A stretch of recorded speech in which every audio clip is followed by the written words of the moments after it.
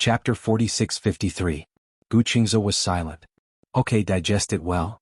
With that, he hung up the phone. He really didn't know what to do with this mother. Gu Qingze was about to return to his work when his phone rang again. He frowned, stared at the screen and picked up the call. What's wrong? Are you done digesting the fact that you're going to be promoted to a mother-in-law? There was silence on the other end for a while, then an aggressive voice came through. Gu Qingze, right? The tone was extremely arrogant, as if he wanted to eat someone alive. Gu Qingze was confused. He picked up the phone and looked at the screen again, only to find that it was an unknown number. Why aren't you talking? Are you finally scared? Gu Qingze laughed. Who is this? I'm asking you, is this Gu Qingze? The voice on the other end was especially arrogant, like a gangster. Gu Qingze confirmed again. Who are you? The call was quickly picked up, and Yi Yuqing's voice came through. Qingze, right? Auntie? Gu Qingze called out after Bai ran. Don't. I haven't acknowledged you as my niece-in-law yet. Yi Yuqing said arrogantly. You want to acknowledge me as your relative? I haven't agreed to marry Bai Ran to you yet. Then why are you calling me? Are you at work now? Yes. Where's the company? Gu Qingze gave the address almost without hesitation. Shinzai Building. The elevator goes straight to the 25th floor. Give my name and someone will bring you here. Gu Qingze gave his name, almost without hesitation, which surprised Yi Yuqing. She originally thought that this guy would admit defeat when he heard that she was obviously looking for trouble. In the end, he gave the address so easily. Yi Yuqing was furious. Gu Qingze's taunt had no intention of giving a monetary gift. Yi Yuqing had already promised a few big bosses that she would introduce Bai Ran to them. How big could the so-called big bosses that Yi Yuqing was talking about be? Either they were people who got rich overnight, or they were people whose wives died of illness, or divorced men who remarried. They were not good-looking, but they were rich. On the other side, Yi Yuqing couldn't wait any longer.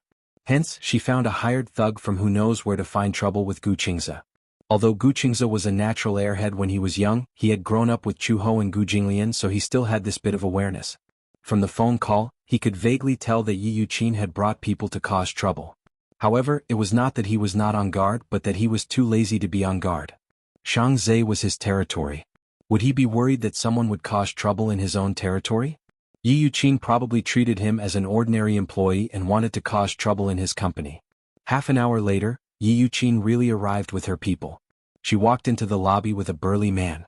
Before she could protect herself, she was led to the floor where the CEO's office was located. When she finally saw Gu Qingze in the reception room, Yi Yuqing looked around and smiled coldly at Gu Qingze.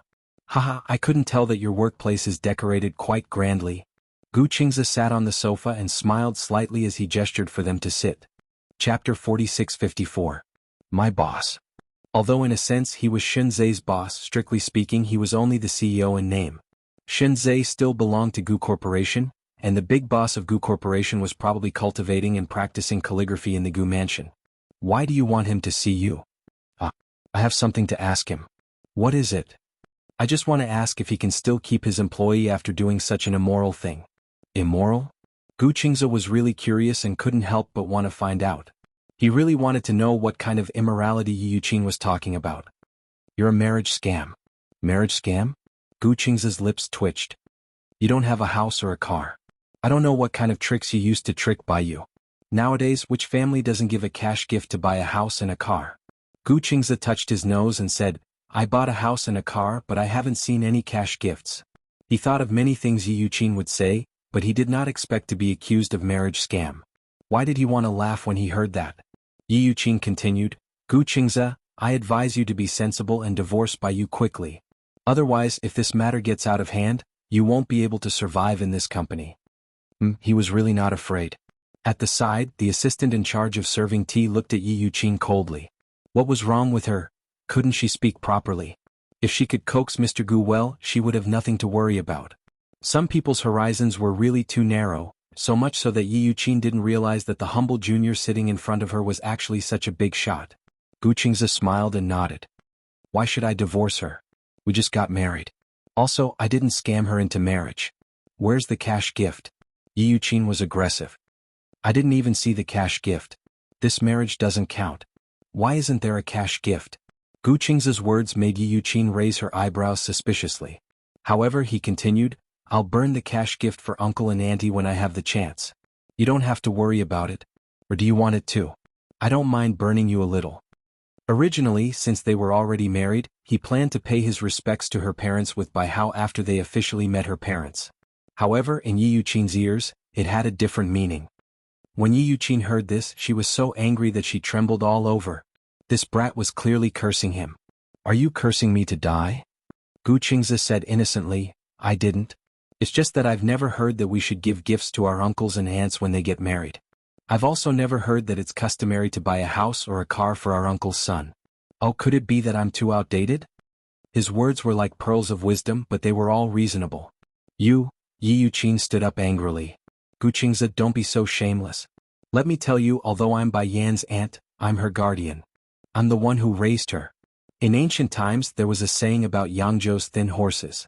I wonder if such a thing still exists in the modern world. Chapter 4655. Skinny horse was an insulting term for women. It meant that they could do whatever they wanted to women, just like how a slave would abuse a weak horse. Why was it called skinny horse? Because the middlemen who engaged in skinny horse breeding would buy young girls from poor families at a low price, raise them and sell them at a high price.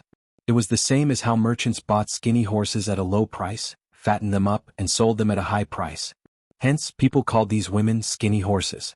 During the Ming and Qing dynasties, skinny horse breeding became a lucrative investment, and a large number of people specialized in this profession. They would first invest money to buy beautiful girls from poor families and train them. They would teach them singing and dancing, music, chess, calligraphy, and painting. After they grew up, they would sell them to the rich as concubines or enter brothels to make money. Because most poor girls were thin and weak, the name skinny horse came about. When they first bought a girl, it only cost them a dozen strings of coins. When they got married, they could earn up to 1,500 taels of silver. When the common people saw that there was profit to be made, they would compete to follow suit, and this became the norm. During the Ming dynasty, Yangzhou's salt merchants monopolized the salt transportation industry in the country, and they were rich. Hence, at that time, skinny horse breeding was the most popular trend in Yangzhou. And Yi Yuqin clearly saw the white horse as a skinny horse. Yi Yuqin did not understand the term skinny horse, but she could clearly see that Gu Qingzi's expression had turned cold. I don't care what you're talking about. I'm just asking, are you getting a divorce or not? Divorce? Gu Qingzi smiled. The Gu family has a tradition. Once you marry into the Gu family, there is no such thing as a divorce. Even if there is, it has nothing to do with other people. Unless Jiner wants to divorce me, there is no such thing as a divorce. You. Yi Yuqin was so agitated that she stood up from the sofa. She pointed at Gu Qingzi and said, Must you make the situation so ugly? Make a scene? Gu Qingzi raised his eyebrows and said calmly, May I ask, how do you want to make a scene? Yi Yuqin could not hold back anymore. She turned around and said arrogantly to Gu Qingzi, Chow, I'll leave it to you. The burly man stood up and relaxed his shoulders. He tilted his head and his neck made cracking sounds. His sharp gaze was clearly provocative. Gu Qingzi caressed the 10,000 countries watch on his wrist and said casually, Let me give you a piece of advice. Before you offend someone, you should consider if you have the ability to do so. Yi Yuqin snorted coldly. She pointed at Gu Qingzi and said to a Chow, What are you still standing there for? A Chow walked towards him. Gu Qingzi was still sitting on the chair nonchalantly. Seeing that he still did not seem to care, Chow guessed that Gu Qingzi would not give up until he saw the coffin, so he raised his leg abruptly and was about to kick him. Seeing that his foot was about to land on Gu Qingzi's face, the bodyguard beside him suddenly reached out and grabbed the man's calf with one hand. A Chow was completely caught off guard. He flew out and fell on the coffee table at his waist. He was in so much pain that he grimaced. Yi Yuqin shrunk her shoulders in fear and hid in the corner. Gu Qingzi did not move at all. He did not even bother to lift his eyelids. He looked up and glanced at the man who had fallen onto the coffee table. The corners of his lips curled up indifferently. Throw him out. Yes, Mr. Gu. Yi Yuqin was stunned when she heard how the bodyguard addressed Gu Qingzi. Mr. Gu? Why did this man call him Mr. Gu? Chapter 4656. Before Yi Yuqin could react, the bodyguard grabbed a Chow's collar, opened the window and pushed half of his body out of the window. It was such a tall building. A Chow saw from the corner of his eye that he was in the air. Ah! He was so frightened that he kept screaming. His body was stiff and he did not dare to move. You Yi Yuqin was also stunned, but she did not dare to go closer. Her voice trembled as she said, You're killing someone. Killing someone. Gu Qingze raised his eyebrows disapprovingly. Who saw it? You? Yi Yuqin looked at Gu Qingze as he stood up slowly. Although the Gu family doesn't want to play dirty anymore, if someone comes knocking on my door, then don't blame me for being ruthless. You, Yi Yuqin said angrily, you're breaking the law. Isn't it illegal for you to hire a hitman? Gu Qingze smirked coldly. Moreover, you said that I killed someone. The whole building is mine. Who do you think will testify for you? When the time comes, even if the case is closed, the police can only conclude that the person fell by accident and it has nothing to do with the Gu family. At most, I'll burn some paper money for you out of humanitarianism. Consider it as accumulating some good karma. Yi Yuqin shrunk her shoulders in fear and did not dare to say anything else. As it turned out, this Gu Qingze's background was not that simple. Especially when she saw the terrifying aura around him, she believed that he would definitely do what he said. Don't mess around. The man held down by the bodyguard also started to beg for mercy. I was wrong, I know I was wrong. Let me down. It's too late. The bodyguard had just finished speaking when he sent him a little further out of the window. This time, except for his legs, most of his body was in the air. Chao was so frightened that he almost peed his pants. He screamed and howled in fear, but he did not dare to kick his legs and struggle. If he was not careful, he was afraid that the bodyguard would not be able to hold him down and he would fall. Who's the one who won't cry until they see the coffin?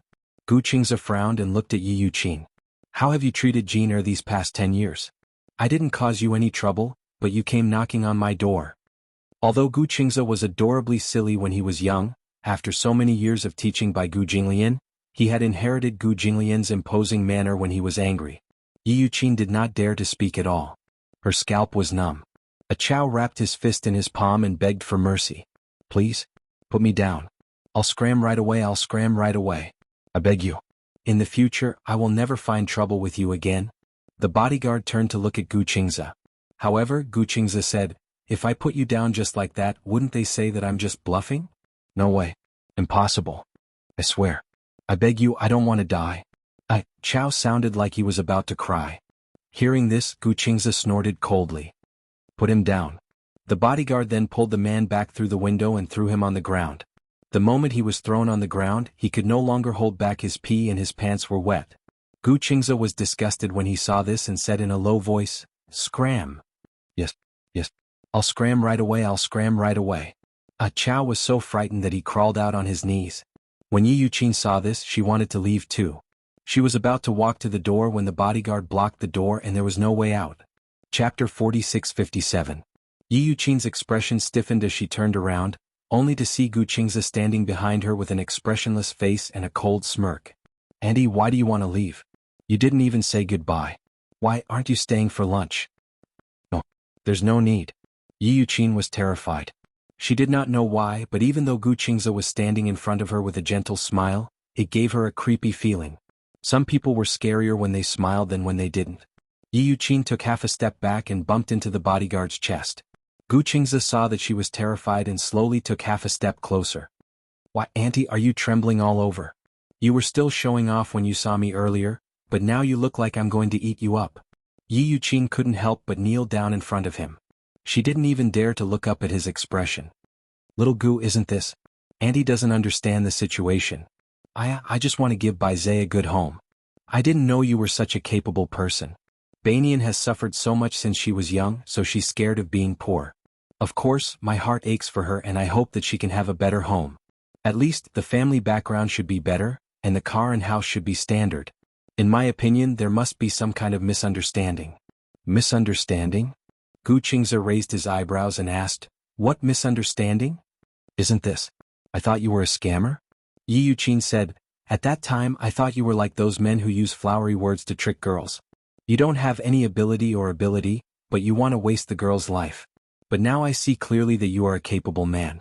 Banyan won't suffer if she stays with you, ha. She laughed uneasily, but it looked worse than crying. Gu Qingze glanced at her contemptuously. So, that's what you thought of me? A scam? No, that's not a misunderstanding.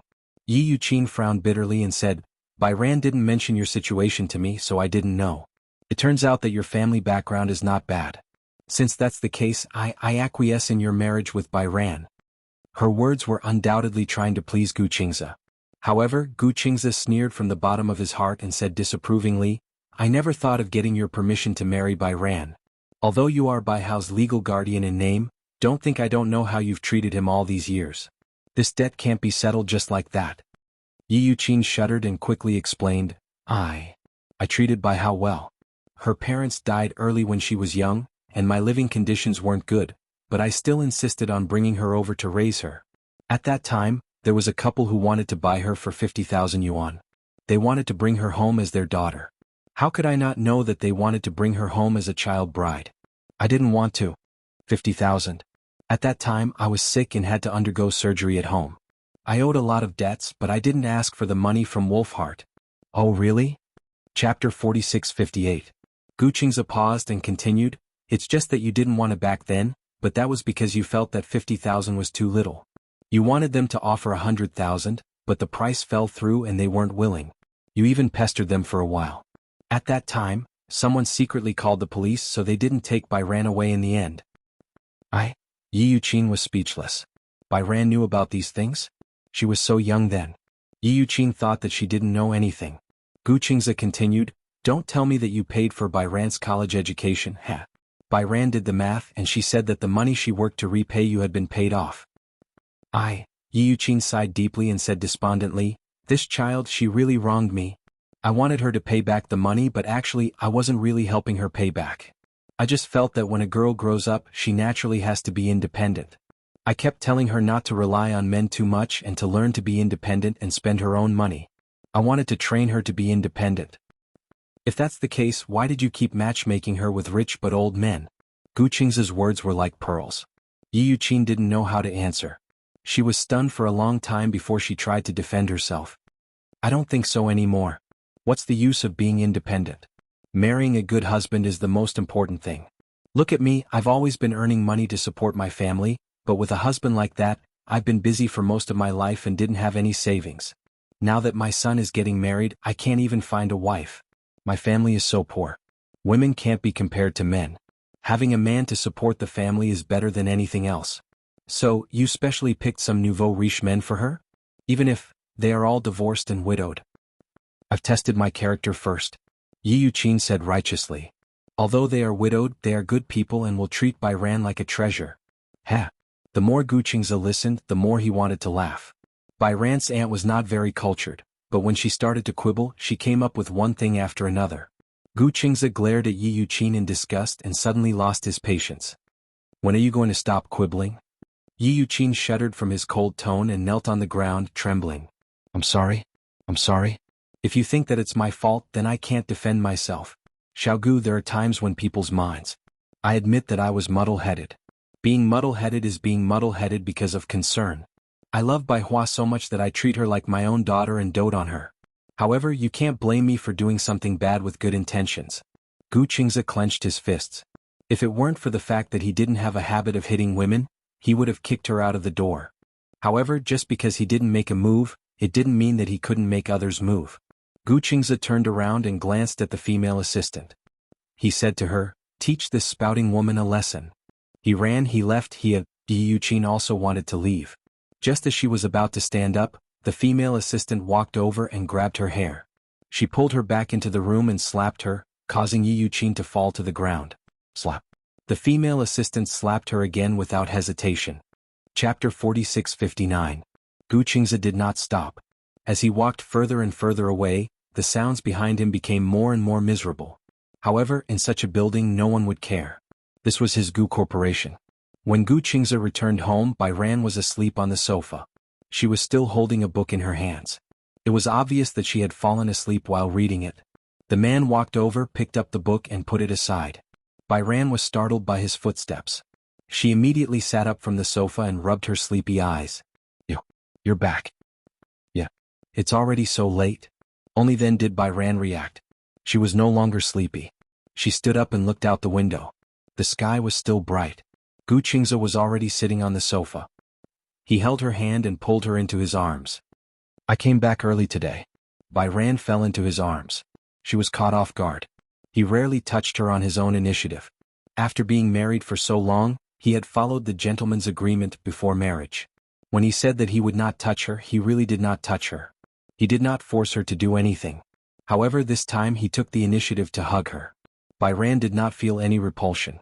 In fact, she could not help but blush and her heart beat faster.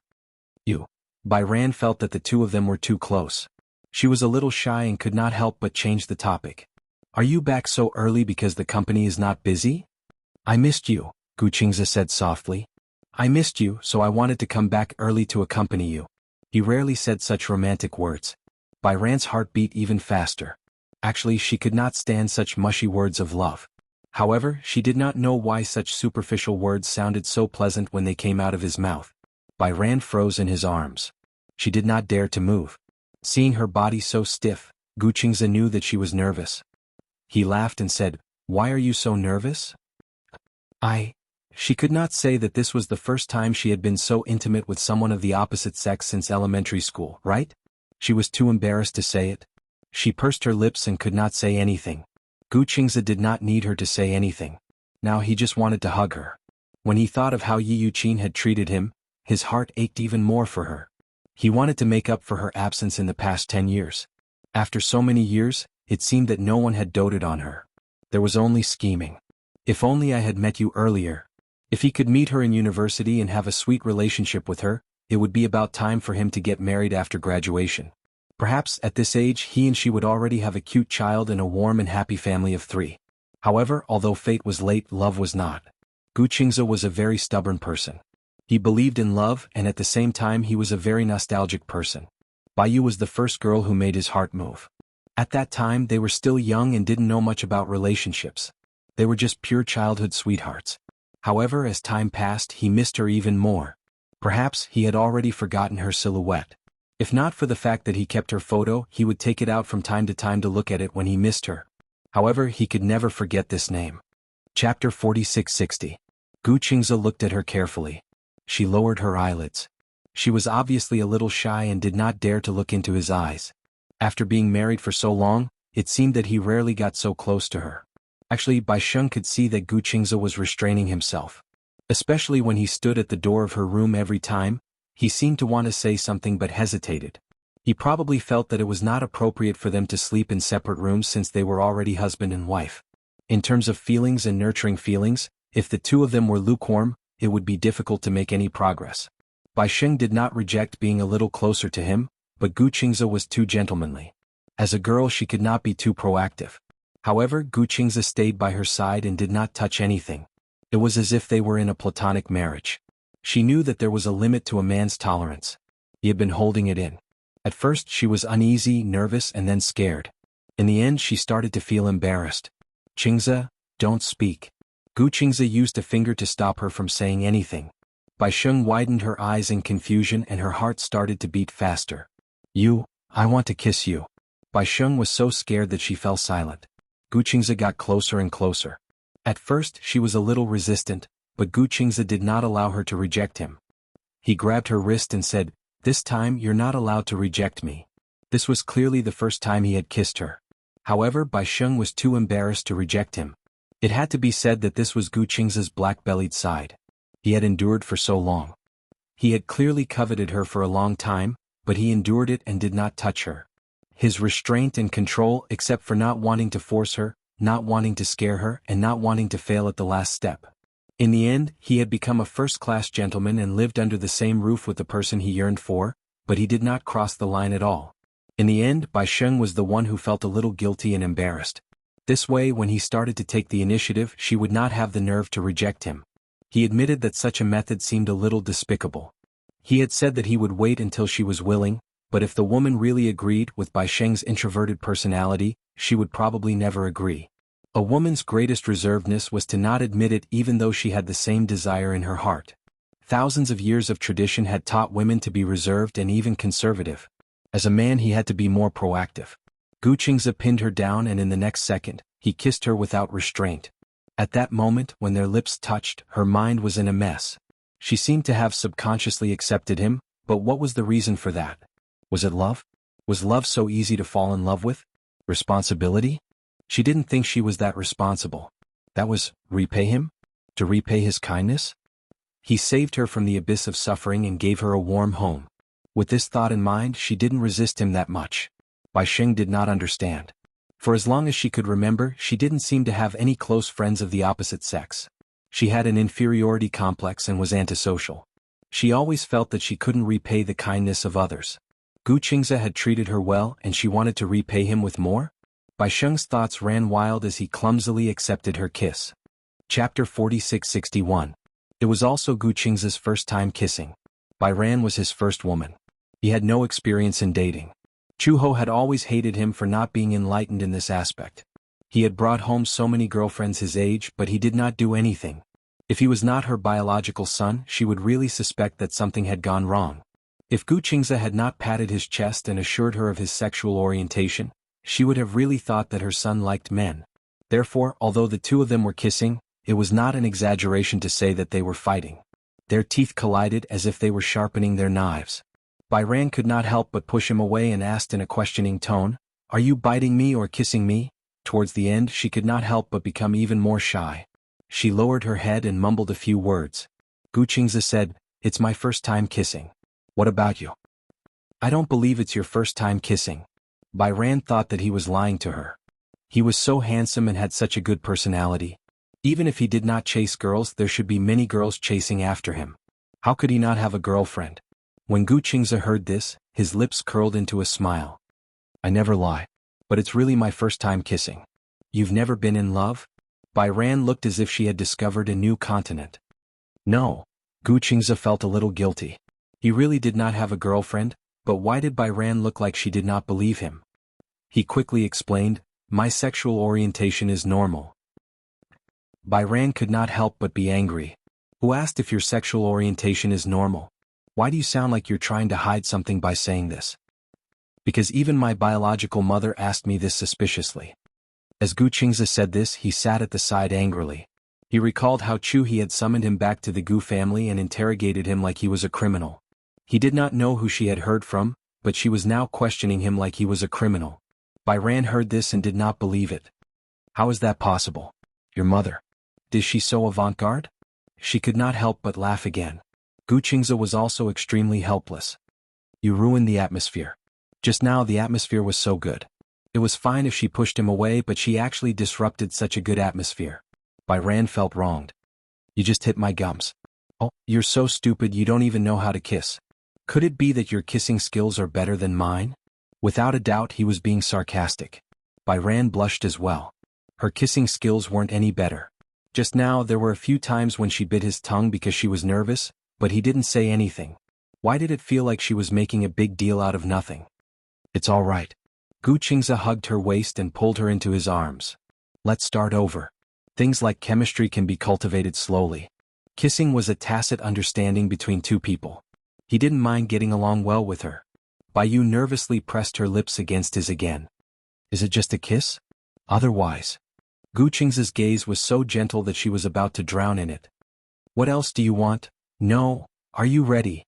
Gu Qingze suddenly pressed her down on the sofa and gently stroked her hair with his long fingers. "After all, we're already married. It's time to fulfill the obligations of a husband and wife." Chapter 4662. Halfway through her sentence, Bai Ran felt a little guilty. He had given her so much time. Moreover, they were married. Even if they took it a step further, it was perfectly justifiable. His request was not too much. Yi Yuqin even said that Gu Qingze was cheating her into marriage. No matter how she looked at it now, she was the one who was cheating. She was a professional at cheating others into marriage. At the very least, she would give the man some sweetness. However, she could not even touch it. Moreover, she was not a child anymore. Even if it went that far, so what? When Bai Ran thought of this, she immediately put on a heroic look. She carefully separated her hands and gently held her shoulders like a shy rose waiting to bloom. She blushed and said softly, "If you really want, then can you go back to the room first?" Her voice became softer and softer. She wanted to bury her smiling face in his chest and did not dare to look up at him. Gu Qingze was stunned and did not know whether to laugh or cry. No matter how he looked at it, she looked like a female slave who sacrificed herself to the male lead in order to repay a debt of gratitude.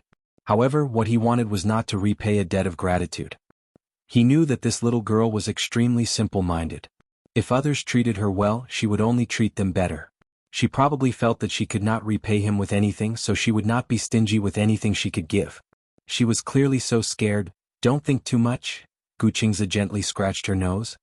Why are you so scared? I won't eat you. I kissed you today because I couldn't help it. Unless you're willing, I won't force you to do anything you don't want to. Bai Ran looked up in surprise. Even at this moment, this man was still indulging her? How could she not feel that a certain part of the man was ready to explode? However, he could still hold it in and was willing to hold it in. Since she was young, no one had ever doted on her like this. Guqingzi was about to get up when Bai Ran suddenly hugged his shoulders. His body sank down again. The two of them were extremely compatible. I'm willing. Bai Hao was timid as he struggled to say those words. Guqingzi looked at her. She also opened her eyes. Her eyes were clear and bright. I don't think I'm forcing myself. It's just that I haven't experienced it before, so I'm a little nervous. I'm willing. I'm not forcing myself. For someone as thin-skinned as her, such words were undoubtedly a warm invitation. As if she was afraid that Guqingzi would not believe her, she reached out with trembling hands, grabbed his collar, and started to unbutton his shirt bit by bit. Her movements were a little clumsy. At first, she slipped on the first button because her fingertips were sweaty. She bit her lip and patiently comforted herself that this was just the most common process between husband and wife. Sooner or later she would have to get used to it. After all, from the beginning of their marriage, her plan was to work hard to be with this man until the end. Since they had never thought of getting a divorce, they would have to go through the normal process of being a married couple sooner or later, wouldn't they? Bai Qian was halfway through when Guqingzi suddenly grabbed her hand. His eyes were filled with forbearance and doubt. You really won't force it? Bai Kun shook his head. No. Chapter 46-63. Guqingzi hugged her and carried her into his bedroom. All this time, the two of them had been sleeping separately. He slept in his room and she slept in the other room. All this time she had never stepped into his room. This seemed to be the first time she had entered his room. It was a huge room with a bed and a wardrobe. Outside the floor-to-ceiling windows was a balcony that served as a bustling night market. The next second she was thrown onto the bed. His bed was extremely soft. Her body bounced slightly and the next second he was on top of her. Everything started with instinct. Her body felt like it was filled with magma. It was boiling hot and almost burned her. After having her once, he finally stopped. When she woke up again, it was already dawn. She did not sleep very well. For the first time she could only feel pain. Although he was very gentle, the pillow was still wet. Oh no, she still had to go to work tomorrow. Bai Ran opened her tired eyes. She did not have any extra energy to think about tomorrow. In the morning at 10 o'clock, Bai Ran's phone rang crazily. Guqingzi was the first to wake up. He muted the ringtone and saw that the caller ID was Team Leader. He thought that it was her boss calling. Alright, how could he forget that she had to go to work today? Did he go too far yesterday? She was still buried in his arms, sleeping soundly. Guqingzi picked up the call. On the other end, a woman's angry voice could be heard. It's 10 o'clock, Bai Ran. Are you still planning to come to work? Give me an explanation. Sorry, Bai Ran is sick today and can't go to work. There's a reason for this, so I didn't ask for leave. I'm very sorry. On the other end, the woman was stunned. She asked blankly, You are? I'm Bai Ran's husband. Oh, Bai Ran is sick. Yes. Then why didn't you ask for leave in advance? Guqingzi laughed. Excuse me, who can predict that they will fall sick?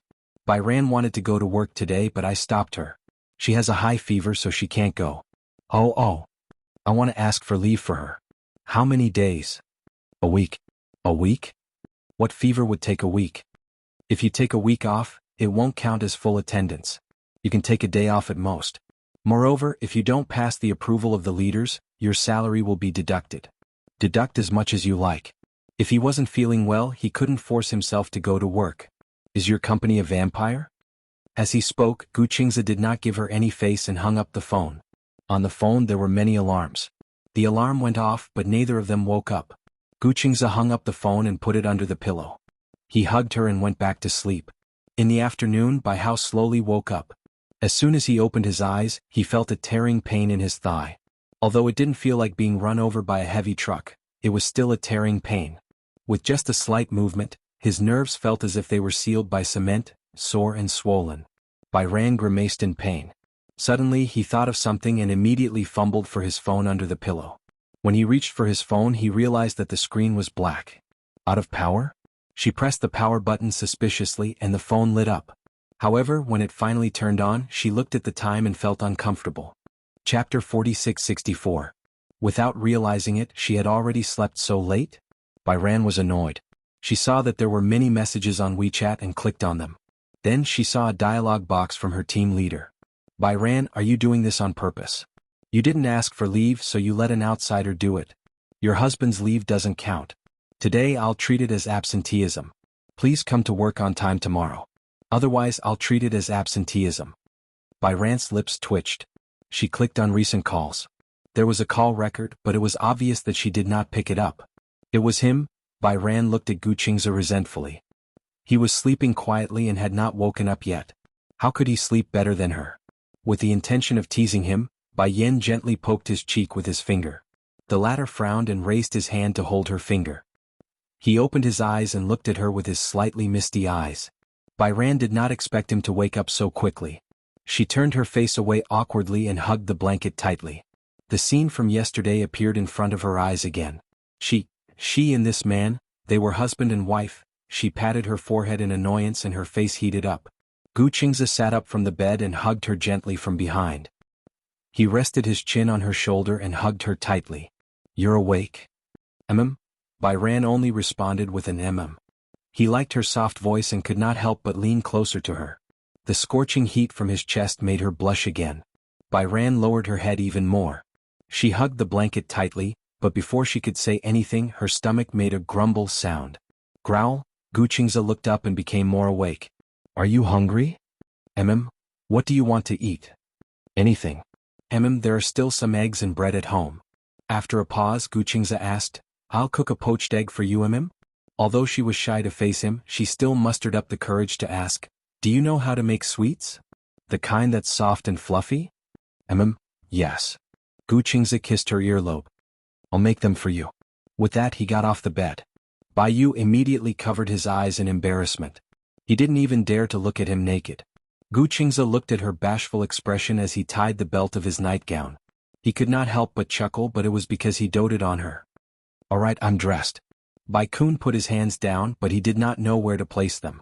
He could only lower his head and make a sound of acknowledgement. The redness on his face had already spread to the base of his neck. Guqingze entered the kitchen. Even though he was quite a distance away from the kitchen, when she heard the sound of the kitchen hood being turned on, she could imagine Guqingze in a bathrobe cooking elegantly in the kitchen. Her heart was filled with warmth. However, what exactly did he say to the team leader that made her so angry? The team leader was already going through menopause. He also knew that he had said something that had angered her. He felt that she would definitely be severely criticized when she went to work. It's done. Half an hour later, Guqingze personally brought the poached eggs in. How could he not understand her embarrassment? His legs must be so sore. He set up the table on the bed and placed the bowl and chopsticks in front of her. Chapter 46-65. Stop messing around. Get out of bed and walk around. Just eat on the bed. Bai Yan was even more embarrassed. Somehow, she felt that there was a hint of playfulness in his tone, as if he had seen through some of her embarrassment. Could it be that this man knew that her legs were sore and swollen, so he didn't want her to get out of bed? What's wrong? Guqingze sat on the edge of the bed and looked at her. Why aren't you eating? Aren't you hungry? Bai Yan was a little confused. You should eat something too. No hurry. I'll eat when you're full. There was a hidden meaning in his words. But Bai Yan obviously didn't understand.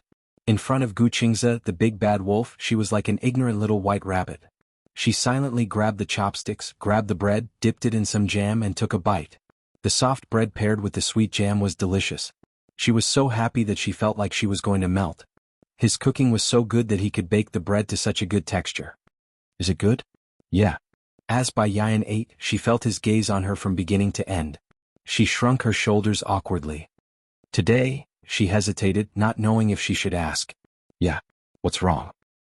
Team leader called me this morning. Were you the one who answered? Yeah. How did you answer her? What's wrong? Guqingze said, I forgot too. She seemed very angry. Guqingze frowned and replied, I said you were sick and needed to take a week off. She said that the company doesn't have such a long sick leave. Then you got angry at her? Angry? Guqingze touched his chin and said honestly, I didn't get angry, right? What? Did she scold you? Bai Yan silently raised her phone and showed him the WeChat message that team leader had sent her. Gu Qingze took the phone and glanced at it. Team leader's message: Bai Yan, did you do it on purpose? You didn't ask for leave, so you let an outsider do it. Your husband's leave doesn't count.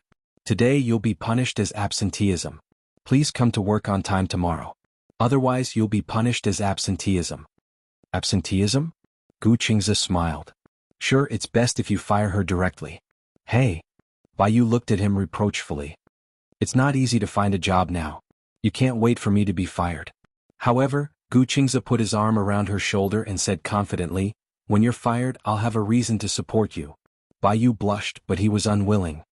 I don't want you to raise me. Girls should be independent and not rely on men to support them. Do you often read chicken soup articles on WeChat?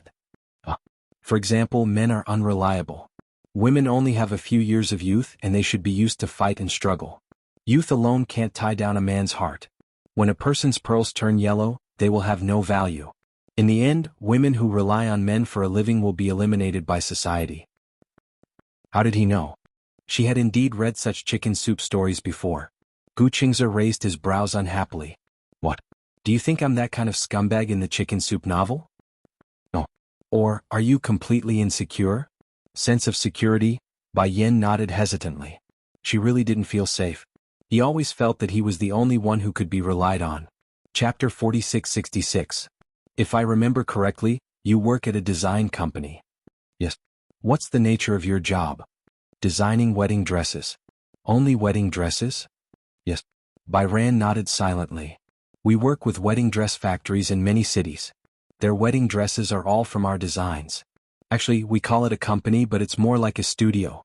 She sighed and said, actually, my dream doesn't only involve the wedding dress. I want to be an outstanding fashion designer, not just designing wedding dresses. It was not that it was too boring, but she felt that her talent was useless. Bai Ran was a girl with low self-esteem and a little pride. And her design talent was what she was proud of.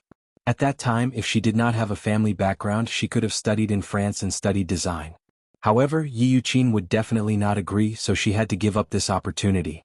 Gu Qingze said, why don't you consider quitting? That company won't give you much room to develop. But, Bai Ran said in distress, it's not easy to find a job now. Don't you still have me to support you after you leave that job? You can't support me forever. If I can, I'm willing. But you won't be willing to be supported by me forever, right? Gu Qingze said as he hugged her tightly. Why don't you register a company and set up a personal studio? This way you can plan your own career and won't be bound. It's not that easy to set up a studio. Bai Ran sighed. To be honest, I don't even know how to resign. The company won't let me go because my design skills are the backbone of the company. They won't fire me. Then you should resign. If I mention my resignation, the boss will probably cry and throw a tantrum. Although it was not easy to find a job now, Bai Ran's excellent design skills made the boss have high hopes for her. In short, she was the entire company's cash cow. The company had signed many contracts because of her. If she left, who would do the design drafts of those contracts? Bai Ran frowned and said, let me think about it. Gu Qingze looked at her troubled expression and suddenly said, the thing that's stopping you is not the company, but your indecisive personality. Bai Hao was bewildered. Gu Qingze paused and said, actually, I understand how you feel. You yearn for the feeling of being needed. In this company you feel that you are needed. If you resign, you will feel guilty as if you are a traitor who has betrayed the company. Yes. These words completely reflected her inner thoughts. Bai Yan said, I don't want to be a traitor. Either you become a traitor to your company or you become a traitor to your life. You also said that a woman's youth is only a few years. Instead of putting your own structure in such a small company, you might as well step out. Or if you want to study abroad, I can accompany you. What about your job? Bai Ran looked at him tentatively. Don't you want to work? Moreover, it costs a lot to study abroad. You just bought a house. Gu Qingze laughed helplessly. Jean, do you really think that the husband you married is as poor as your aunt said? Bai Ran was stunned. It wasn't just because Gu Qingze called him Ran, but because. Chapter 4667. I'm a little richer than you think. Gu Qingze's words surprised Bai Yan. She couldn't help but sneak over and ask, how rich is a little rich? You can afford to raise 70 or 80 of them. Hiss, Bai Yan was shocked. Is it that cheap to raise me? Idiot. Gu Qingze knocked her head. Even if you buy Gucci and Armani every day, I can still afford to raise you. So he was very rich? Bai Yan suddenly laughed secretly. Gu Qingze saw that she was laughing secretly and hugged her tightly. What are you laughing about? Nothing.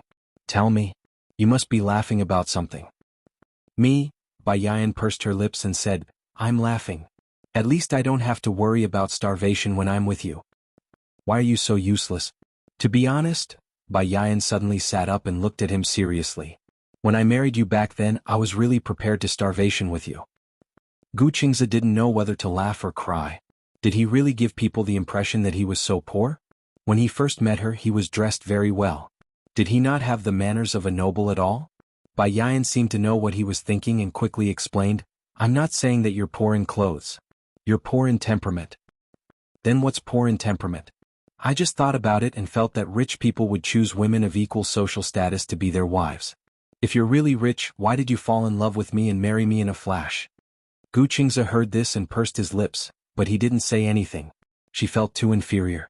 Even when she was with him, she was always careful, not because she was afraid of making him unhappy, but because she was afraid that he wouldn't like her. He knew what she had been through since she was young, so it was normal for her to have such an attitude. However, he hoped that when she married him, she would slowly become more confident and brave. Gu Qingze suddenly thought of something. He looked at her and suddenly walked out. Bai Hao saw him leave without saying anything. He craned his neck to check, his face bewildered. Hubby, what are you doing? Gu Qingze went straight to her room and opened the wardrobe.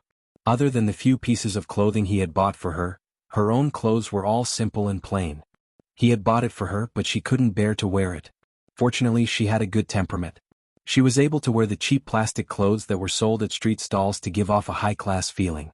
These clothes were too mediocre and cheap. His heart ached so much that he decided to take her to the mall in the afternoon to shop crazily. When Gu Qingze returned to the room, Bai Ran was holding a bowl and staring at him blankly. She was still biting the poached egg in her mouth. What happened? I'm done. Let's go out in the afternoon. Going out? Bai Ran thought for a while. Didn't you ask for leave? You don't have to send me to work this afternoon. It's not work. Hey, what's that? An hour later, Gu Qingze brought Bai Ran into the resplendent shopping mall. The first floor was luxuriously decorated, especially the jewels and jade. They almost blinded her eyes. Before she could react, Gu Qingze led her all the way up to the fourth floor. Chapter 4668. Jinbai International Department Store. It was one of the businesses acquired by the Gu Corporation. This was originally a non-performing asset. Because of poor management, they could not even get back the rent. After the Gu Corporation acquired it, they spent a lot of money to renovate it. After the renovation, Jinbai International became a high-end shopping mall. Bai Xing never dared to step into this place, because the things inside were super expensive. Bai Sheng had come in by chance once because a fashion brand she liked had moved in. In the end, when she saw the price tag, she was shocked. 500,000 yuan. The price of a Mercedes-Benz. It was too exaggerated. Although this was a high-end boutique, a fashion show, and a supermodel, it should not be so expensive. For a moment, Bai Sheng felt an inexplicable sense of respect for Jinbai International. She thought that she probably wouldn't step into the counter here in her lifetime. Hello, welcome. The Chanel store assistant greeted her respectfully. Bai Sheng suddenly felt like she was surrounded by a group of devout believers. These store assistants all had exquisite makeup on. How could they be so beautiful? Bai Sheng looked around silently, feeling a little restrained. Madam, shall we choose a few clothes for you? You have such a good figure. You'll look good in anything. The store assistants' mouths were as sweet as honey. Bai Sheng shook her head and looked at Gu Qingze beside her. Gu Qingze curled his lips and said calmly, Go and choose what you like.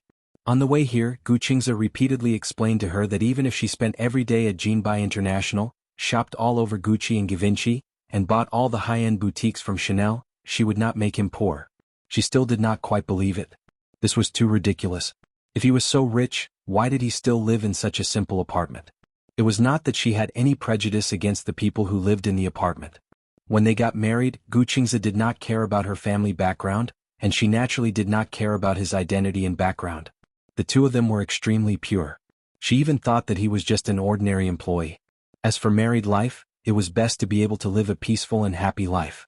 However, until one day the ordinary husband in her eyes suddenly became a rich young master, this world was too fantastical. Madam, do you need us to choose for you? The store assistant was still asking eagerly. She smiled and said, no need thank you. I'll pick it myself. She was a designer, and no designer knew how to match clothes better than her. Bai Sheng walked to the rows of wardrobes. He liked the style of these clothes very much. She saw a goose yellow woolen coat. The style was not bad and the pattern was the one she liked. Most importantly, she knew what style of clothes suited her best. Therefore, she pointed at the coat and said to the shop assistant, I want to try this on. Can I? Of course. Wait a moment, we'll get it for you. The shop assistant immediately instructed the assistant to carefully remove the clothes. He muttered in his heart, evil rich people. The truly rich people didn't go in and out of Jinbai International 7 times a week. Instead, they went into the counter and never looked at the price tag. Actually, they had misunderstood Bai Sheng. It wasn't that she didn't want to look, but she didn't know where to look. It wasn't until she took the clothes and entered the fitting room that she saw the price tag that she gasped. Chapter 4669. Bai Ran thought that the clothes would be expensive, but she didn't expect it to be so expensive. Moreover, she knew that the really expensive clothes wouldn't have a price tag. Usually, there would be limited edition clothes in the store. The more expensive the clothes, the less they would have a price tag. Because there was no price tag, the highest bidder would get it. Bai Ran stuck out her tongue. Since Gu Qingze dared to bring her here, it meant that the price was within his expectations. Actually, Bai Ran wasn't picky about what she wore. However, since Gu Qingze had threatened and tempted her to buy clothes, she might as well try it on. After Bai Ran tried on the clothes, she walked out and walked in front of Gu Qingze.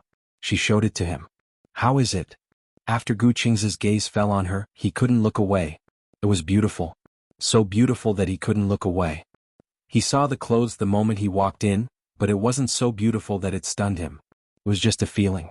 The quality was good and it had a sense of design. That was all. However, when she wore it, it was so beautiful that it stood out. This was probably the so-called human shirt, right? She looked especially good in it, but it wasn't to the extent that the clothes completely stole her attention. Some clothes were really beautiful. They were so beautiful that ordinary people only noticed the color and style of the clothes at first glance. They often ignored the person's appearance. The person's limelight was completely overshadowed by the clothes. This was why some people said that some people couldn't hold up to this kind of clothes. This was also why the clothes worn by some supermodels were so beautiful, but when they wore them, they either didn't look good or completely stole the attention. Bai Ran wasn't very tall. At least, she wasn't as tall as a supermodel. However, this style made her look slender and graceful. Most importantly, her body proportions were better. A 9-headed body, the golden ratio. Let's look at other styles. Gu Qingze suddenly blurted out this sentence. Bai Ran was a little disappointed. Is it because I don't look good in this? How can that be? Gu Qingze smiled. You're a designer. You know how to match. The clothes you match will definitely look good. I'm just showing you something else. What about this one? Pack it up. Pack. Bai Ran was very curious. Why didn't he ask about the price? 99999. Close to 100,000 yuan for a piece. Poverty really limited her imagination. Bai Yu looked around again and picked out 2 dresses from Little Fragrance Breeze. She took them to the fitting room. In the end, under Gu Qingze's instigation and connivance, Bai Ran was also blinded by greed. He chopped off his hands and squandered his money in various ways. When they reached the 5th floor, Bai Ran thought that she wouldn't be interested in branded bags like Hermes, Louis Vuitton, or Gucci. It was only when she touched the real bag that she realized how much she had. What? Nothing. No. It turned out that Bao Bao could cure all kinds of diseases for women. Especially for a designer like Bai Ran, he liked beautiful things at first sight. This was especially true for Gucci's Dionysus series. Usually, when people saw pictures of the bags, they would only feel that the bags were too gaudy and did not have any aesthetic appeal. Chapter 4670. At first, when the shop assistant took the bag out, she was a little afraid to touch it because she saw how careful the shop assistant was when taking the bag out. Before taking it out, the shop assistant even put on a pair of cotton gloves. It was such a grand ceremony. She didn't dare to touch it. How expensive was this bag? Bai Ran didn't dare to touch it at first. She looked at Gu Qingze and muttered in her heart. This was her first time in a luxury store, so she didn't know about this. Did she have to buy this bag just because she touched it? She wasn't going to buy it, so she could only look at it? Gu Qingze understood her embarrassment and picked up the bag himself. He handed it to her and said, "Carry it." Okay. Bai Ran carefully took the bag and carried it on her body. Suddenly, she felt as if she was carrying a mountain of gold and silver. She walked to the mirror and looked at it for a while. Then she hurriedly took the bag off. Gu Qingze didn't know whether to laugh or cry. What's wrong? You don't like it? It's not that, Bai Ran winked at him. Seeing Gu Qingze's confused expression, she walked over, took his hand and walked to the side. How much does this bag cost? It should be a few thousand yuan, right? Gu Qingze thought about it. He remembered that last year when he accompanied Gu Jinglian and Chu Ho to Jinbai International, he also bought a wine god bag. It seemed that it also cost 10 to 20,000 yuan. A few thousand yuan was not enough to buy it. However, in his mind, a few thousand was equivalent to tens of thousands. It seemed to be more or less the same. Thus Gu Qingze nodded. More or less. It's so expensive. However, she wasn't that surprised to know that a bag cost a few thousand yuan. Perhaps it was because she had the Chanel clothes that cost tens of thousands, so when she saw a Gucci bag that cost a few thousand yuan, she felt that it wasn't too expensive. Although it was beyond her spending range, but it was still cheaper than the clothes that cost tens of thousands. Bai Ran patted her chest. No wonder the shop assistant had to wear gloves when they passed the bag to her. Maybe it was because the quality wasn't good? Suddenly, many guesses appeared in her mind. Just as Bai Ran was thinking about it, Gu Qingze had already taken the bag that she had taken a fancy to. When the shop assistant was checking the bag for Gu Qingze, Bai Ran walked over and was shocked. You bought it? Yes. I didn't say I wanted it. I think you look good with it on your back. Gu Qingze smiled. It's not expensive anyway. Only 15,000. It was indeed not expensive. Bai Hao nodded in a daze. He glanced at the other bag and was deeply attracted by it. A pink bamboo bag from Gucci was placed in the most eye-catching position. Because she especially liked pink, she couldn't help but take a few more glances. Gu Qingze noticed that she was staring at the bag, so he said to the salesperson, "Swipe the credit card for that bag too." Bai Sheng was nervous for a moment. He tugged at his sleeve and said worriedly, "What are you doing? I didn't say I wanted it." Gu Qingze said righteously, "But you like it." Bai Sheng looked defeated. "I didn't say I liked it. Why do you keep staring at it if you don't like it?" As he spoke, Gu Qingze pinched her nose affectionately. "Your eyes have already betrayed you." Chapter 4671. Bai Sheng didn't say anything. She didn't dare to let her gaze wander around. She didn't want this man to buy it again if she saw any bag. Gu Qingze looked at her and found it funny. This girl had probably lived a hard life and was afraid of being poor. He saw that she was clearly interested in the bag, but she only looked at it and did not even dare to touch it. Did he have to buy it just because she touched it? He didn't buy it because he saw her touch it. What really made him decide to buy it was the longing and love in her eyes. He knew that she wouldn't have the nerve to ask him to buy a bag. After all, this bag was not cheap. She was so sensible and considerate. She would not be willing to part with it. However, he was willing to part with it. One bag, two bags were only tens of thousands of dollars.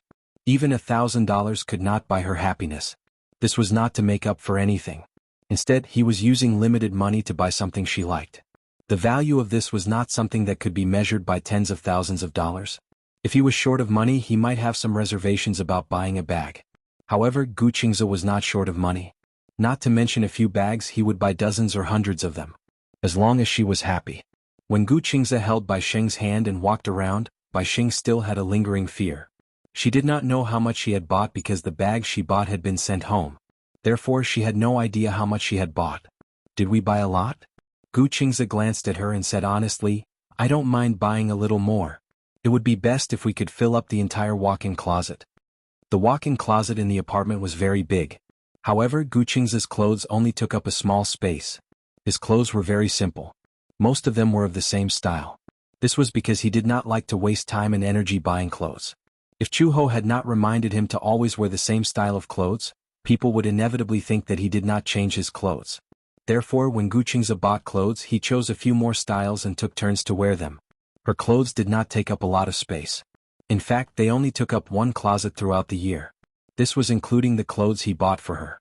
As a husband, how could he not feel sorry for his wife? That cloakroom is already very big. So you should buy more. Don't always look empty. What if it's full? What if we buy it next time? You should at least leave some space. Bai Yin sighed. Gu Qingze indulged her too much. If this went on, would she become arrogant because she was pampered? However, Gu Qingze felt that it would be best to spoil her until she had a princess syndrome. The happiest thing for a woman was to be pampered like a princess by a man. Alright, don't buy any more. Bai Ran said, don't buy clothes and bags. I bought enough today. Come back next time. Gu Qingze looked at her. What? You look so scared. Are you afraid that I'll go bankrupt? Bai Hao said firmly, even if you go bankrupt, I'll pay for it with you. What am I afraid of? Gu Qingze's heart warmed. He knew that her words were definitely not just for show. She could definitely do it. Through thick and thin. Gu Qingze patted her head. It's done. I won't buy it, but I won't buy the bag and clothes. There's one thing I have to buy. Bai Hao was intrigued. What is it? Chapter 4672. 5 minutes later. Gu Qingze brought Bai Yan to the Cartier counter. It was only when Bai Yan saw the diamond rings and necklaces displayed in the counter that she suddenly realized what this man meant by having to buy something that he had no choice but to buy. A ring? Bai Yan was a little surprised. Actually, she was different from ordinary girls. She liked clothes more. Perhaps she was a fashion major, so she was more sensitive and liked fashion. As for diamonds, she didn't like them that much. However, a diamond ring meant something different to her. To her, this was a kind of token. The shop assistant welcomed them warmly. Good afternoon, sir, madam. Are you here to choose a diamond ring? Yes. May I ask if you are looking for an engagement ring or a wedding ring? Gu Qingze glanced at Bai Yan and said, an engagement ring. A wedding ring. Bai Yan said, we're already married. Let's just buy a wedding ring. The shop assistant began to introduce enthusiastically, may I ask what the budget price is? I can introduce it to you. No need. Gu Qingze said, let her choose for herself. Okay. The shop assistant stood in front of the counter and looked at Bai Yan with a smile. Bai Yan looked at the various styles of diamond rings displayed in the display cabinet. At a glance, they were all dazzling. In addition, the lights in jewelry counters like this were especially bright. For a moment, she felt dazzled. Actually, it doesn't matter what I wear. Gu Qingze took a fancy to a diamond ring that was placed in the most eye-catching position. The diamond was especially big, about a carat in size. He pointed at the diamond ring and said to the shop assistant, is it convenient for me to take a look at this design? Of course it's convenient. As the shop assistant spoke, she skillfully put on velvet gloves and carefully took out the diamond ring. Bai Yan saw the diamond ring and immediately said, I don't like it very much. What's wrong? The shop assistant was also a little surprised. This diamond ring's design is very unique. Also, the diamond's clarity is very high. It's too big. Too big. This was the first time the shop assistant had seen a woman say that a diamond was too big. After all, the bigger the diamond, the more capital it was to show off. Unless, of course, she was poor. Only the poor would dislike a diamond that was too big. After all, you get what you pay for. The bigger the diamond, the more expensive it would be. The shop assistant immediately looked disappointed. Seeing the man's good temperament, she thought that she had welcomed a big client. Gu Qingze laughed. Isn't it good to have a bigger diamond? I don't think it's convenient. If it's inconvenient, just take it off. The shop assistant pretended to be casual and said, women who wear diamond rings of more than 1 carat don't need to do housework. Even if they wear it when taking a bath, they won't feel inconvenienced. It's such a big diamond.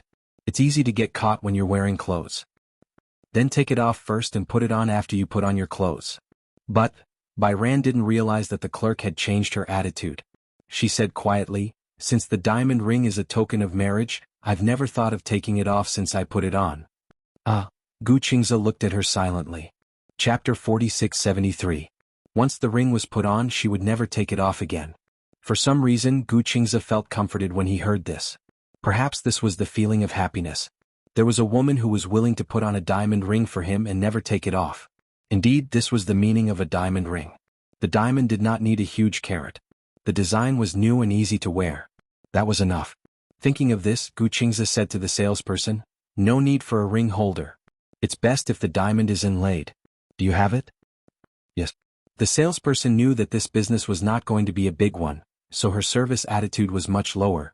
She scanned the counter perfunctorily and said in a dispirited voice, however, there aren't many of these designs. Also, such rings don't have any special meaning. Usually rings have ring holders. Not only do they look good, but they also have a special meaning. As the salesperson spoke, the store manager walked over from behind. When she saw Gu Qingze, she was shocked and immediately walked over fearfully. Gu Qingze knew that the store manager recognized him. He shushed her and signaled for her not to make a fuss. The store manager pursed her lips and did not say, Mr. Gu, why are you here? In the end, the salesperson saw that the store manager had arrived and immediately became enthusiastic. Store manager, you're back. Yes. The store manager saw that Gu Qingze had a woman with him and frowned as if she had guessed something. This. Sir, are you bringing your girlfriend to choose a diamond ring? Gu Qingze heard this and corrected her seriously. Not my girlfriend, my wife. Wife? Bai Yong heard this and felt an inexplicable warmth in her heart. His serious tone made it seem like she was not allowed to make any mistakes as Mrs. Gu. This was his affirmation of her. Wife? The store manager heard this and looked at Bai Yong enviously. This woman was so lucky to be able to marry Gu Qingze. Jinbai International was owned by the Gu Corporation. Gu Qingze was the eldest son of the Gu family and one of the future heirs of the Gu Corporation.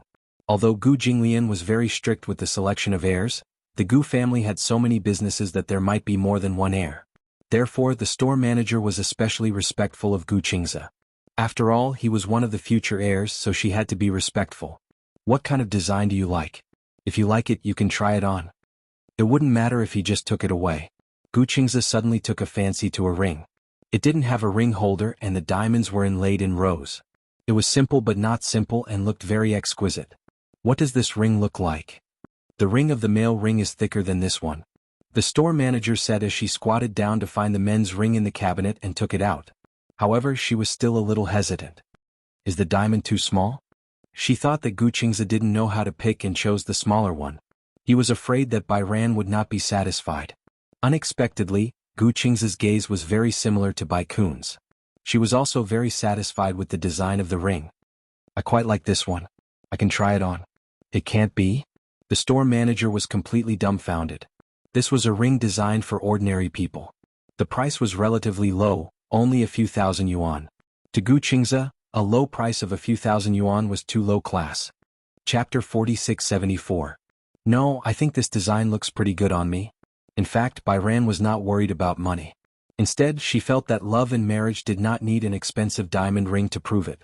This was just a keepsake, so there was no need to put the cart before the horse. Only then did the store manager understand her intentions. Bai Ran had repeatedly emphasized that she really liked this diamond ring and did not care about its value. Hence, he carefully took it out for her. Bai Ran tried it on. Her fingers were relatively slender. Although there were some light calluses on her index finger because of her design studies, her ring finger was straight. Hence, the ring was just right when she put it on. It was even a little big, but it would not fall off. Gu Qingze looked at it and mumbled, "Isn't it too big?" "No, it won't fall off." The manager continued, "If you think the size is too small, these can all be adjusted. Since you're getting married, it's better to leave some space. In the future, if you get pregnant, your body will have edema. Many customers buy diamond rings that are just right. Then, because they're pregnant, their fingers get stuck and it takes a lot of effort to remove them. So now, we usually suggest that the size of the diamond ring is slightly bigger, but it won't fall off. It's just right." Gu Qingze felt that it made sense. Bai Ran also liked it. What about the man's ring? The manager also took out the man's ring. It was just right on Gu Qingze's finger. The two of them placed their hands together. His hand was very big, one size bigger than hers. It was just enough to wrap around her. When their hands were placed together, they were both slender and fair.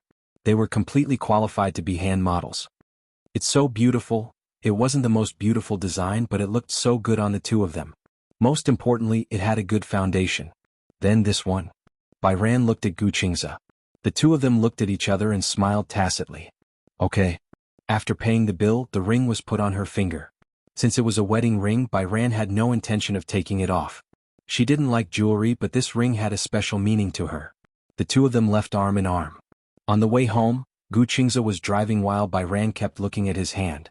Occasionally he would raise his hand and spread his fingers to make various poses. At that time it was close to dusk. Under the dim yellow light, the diamond ring on his finger emitted a bright and dazzling light. So beautiful. Hearing this, Gu Qingze smiled. Is the ring beautiful? Yes, but my hands are more beautiful. No matter what ring it is, it will look good on my finger. Gu Qingze didn't know whether to laugh or cry at her narcissism. He couldn't help but reach out his hand and place it on the back of her hand. His fingers intertwined with Bai Ran's, and at this moment, his heart felt as if it was filled to the brim. That's great. Gu Qingze said this out of the blue. What's good? Feels good to have a home. Gu Qingze said sincerely, In the past, I didn't feel anything special about marriage. But now, I feel that marriage isn't just about those fancy and solemn ceremonies. It's about a sense of belonging. Why do you suddenly feel this way? Because. Chapter 4675. Speaking of your parents, Bayu rubbed her chin and said curiously, I'm also very curious. What do your parents look like? Why are you curious? Because, she blushed and said hesitantly, because if you're so handsome, your mother should be very beautiful and your father should be very handsome. Gu Qingze also hesitated for a long time and explained seriously, Actually, my father is prettier and my mother is more handsome. What did he mean? Beautiful father-in-law? Handsome mother-in-law? No matter how one looked at it, it was hard to match this description. Seeing that Bayu was so curious, Gu Qingze also became enthusiastic. Why don't I arrange for you to meet my parents? It's not that you don't want to, Bayu was a little embarrassed. Gu Qingze said helplessly, how am I not willing to? It's not like I've accepted it with you. Their hearts are more delicate. I don't know how you feel about me. What if I introduce you to them first and you're not satisfied with me and we don't make it to the end? They won't be able to take it if their daughter-in-law flies away. Was that so? Bayu did not know whether to laugh or cry. She immediately held his hand and gave him an affirmative answer. Don't worry, I won't fly away. Since I'm already married to you, I must learn to be a good wife. There's no need for you to worry. Then, tomorrow it is. Gu Qingze held her hand and heaved a sigh of relief. What she meant by this was that she had already decided on him and would not waver. He understood it that way too, right? Bayu could not help but look forward to it. I'm so looking forward to meeting my parents-in-law, but isn't it too abrupt? We didn't even tell them about our marriage. My mom probably knows, but as for my dad, Su Qingsang said. Gu Qingze thought for a while. Chu Ho probably would not tell Gu Jinglian about this so quickly. Bayu really started to imagine. It was so strange. She could not imagine how Gu Qingze's parents would look like. Beautiful father-in-law? Handsome mother-in-law? It was really difficult for her to imagine. However, since Gu Qingze was so gentle, her parents-in-law should be kind as well, right? The two old men lived in an ordinary and simple apartment and treated each other with respect. Because Gu Qingze said that the two of them were very loving. However, all these fantasies were shattered when Bai Ran stood at the entrance of the Gu mansion, which was heavily guarded and unadorned. The entire Gu residence occupied the most expensive piece of land in the capital. It could be said that every inch of land was worth gold. Not only that. She didn't know why, but when she stood in front of this old mansion, it gave her a very oppressive feeling. It was as if dark clouds were pressing down on her. How familiar, Bai Hao furrowed his brows looking at the high threshold. He felt familiar with this door. Had she been here before? If she had been here before, why didn't she remember? If he hadn't been here before, why did he give her the feeling that he had been here before? What happened?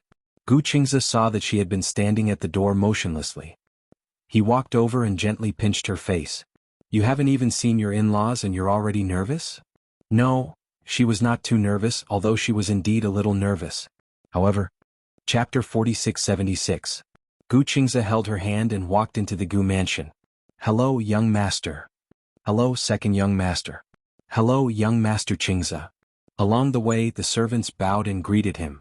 Bayu felt her scalp go numb. The rules were strict. What era was this? There was still such a clear hierarchy.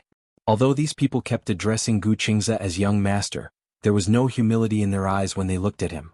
Instead, there was a doting look in their eyes. It was as if their beloved junior had finally returned.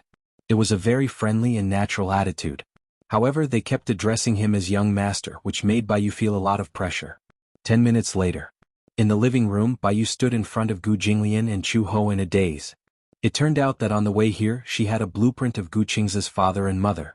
However, after Gu Qingze introduced Gu Jinglian and Chu Ho to her seriously, Bayu had to admit that she was petrified. Okay. Especially Gu Jinglian. In her impression, he was from her father's generation. It was normal for his face to have some wrinkles and his skin to be rougher. However, Gu Jinglian felt that there was no change. It would be better to say that his facial features had not changed much. After all, he was no longer young.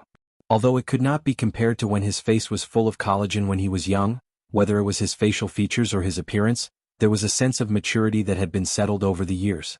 Speaking of changes, there were still some, but it was a kind of transformation from the high-spirited and vigorous youth to a mature and steady change. However, if Gu Qingze were to introduce Gu Jinglian as his elder brother and not his father, Bai Ran would probably foolishly believe it.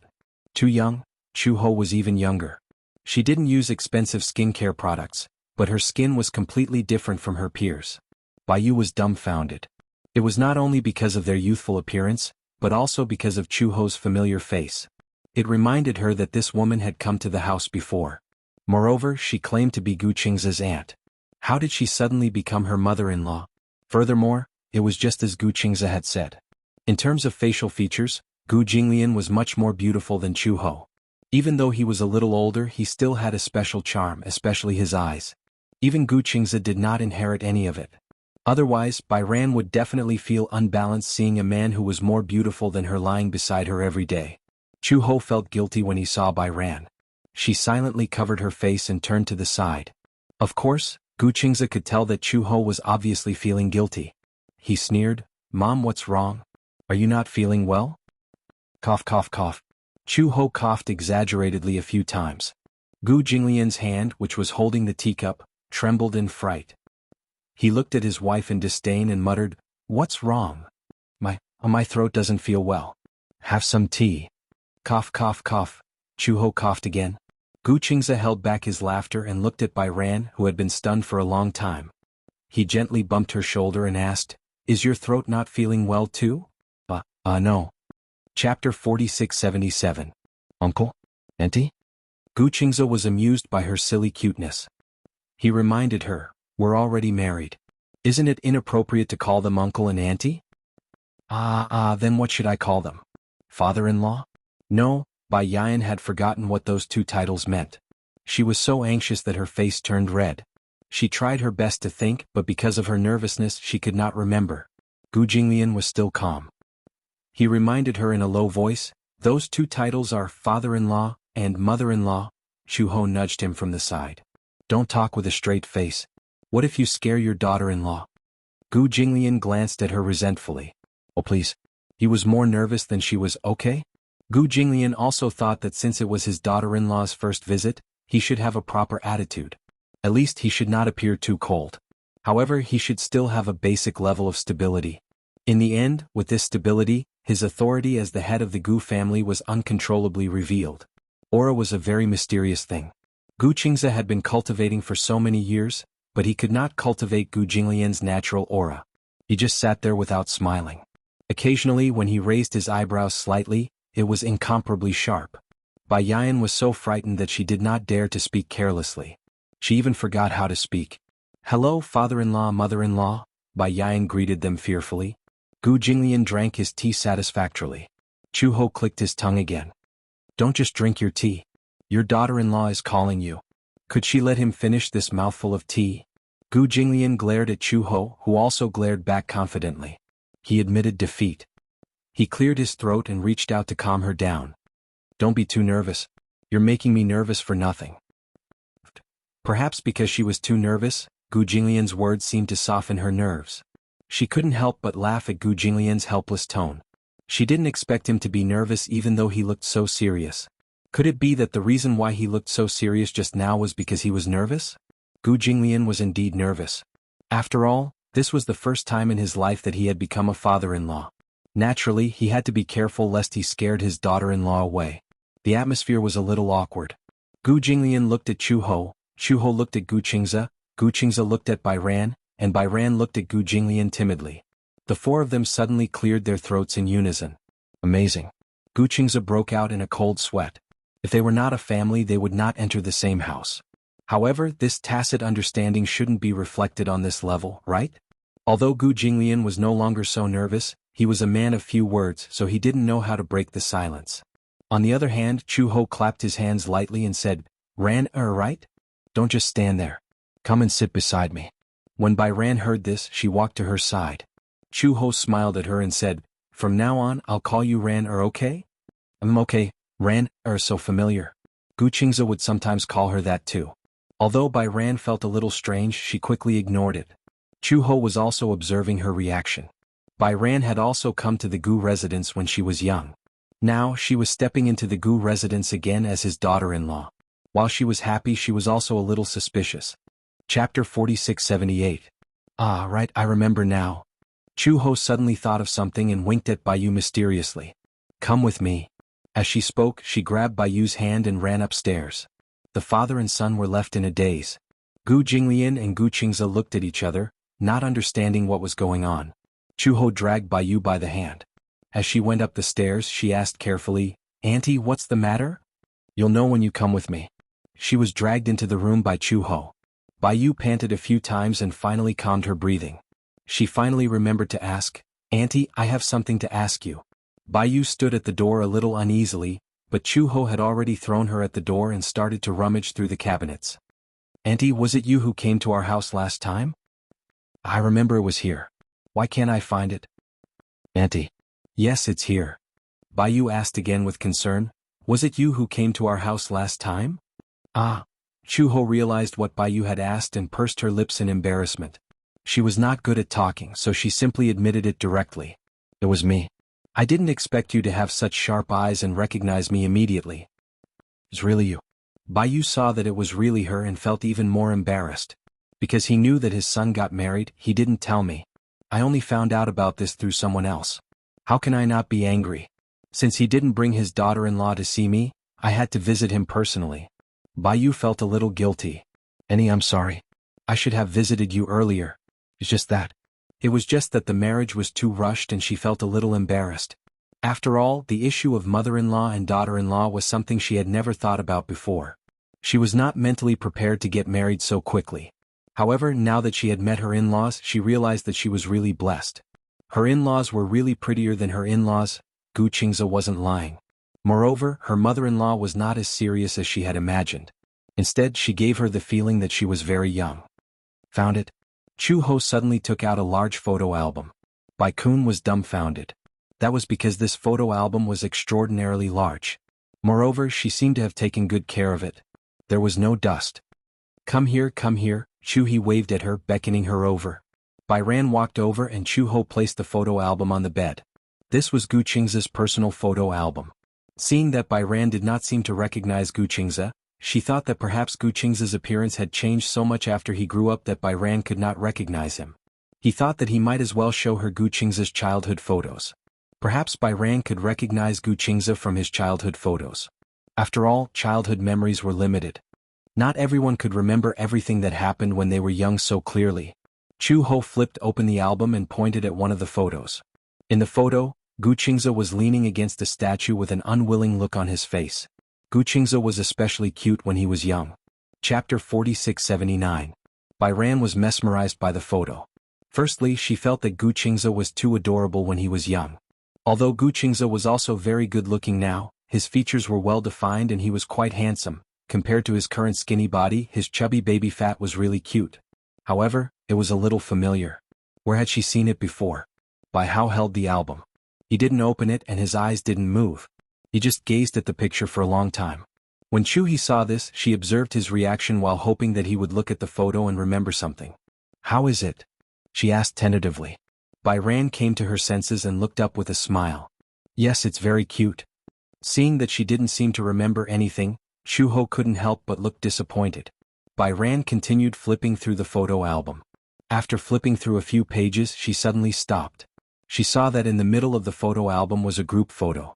Gu Qingze was holding a pretty little girl in his arms, and Bai's doll was standing beside him. The two of them were grinning from ear to ear. However, compared to the reluctant smile on his face in the previous photos, his expression in this photo was especially bashful, and there was a hint of youthfulness in it.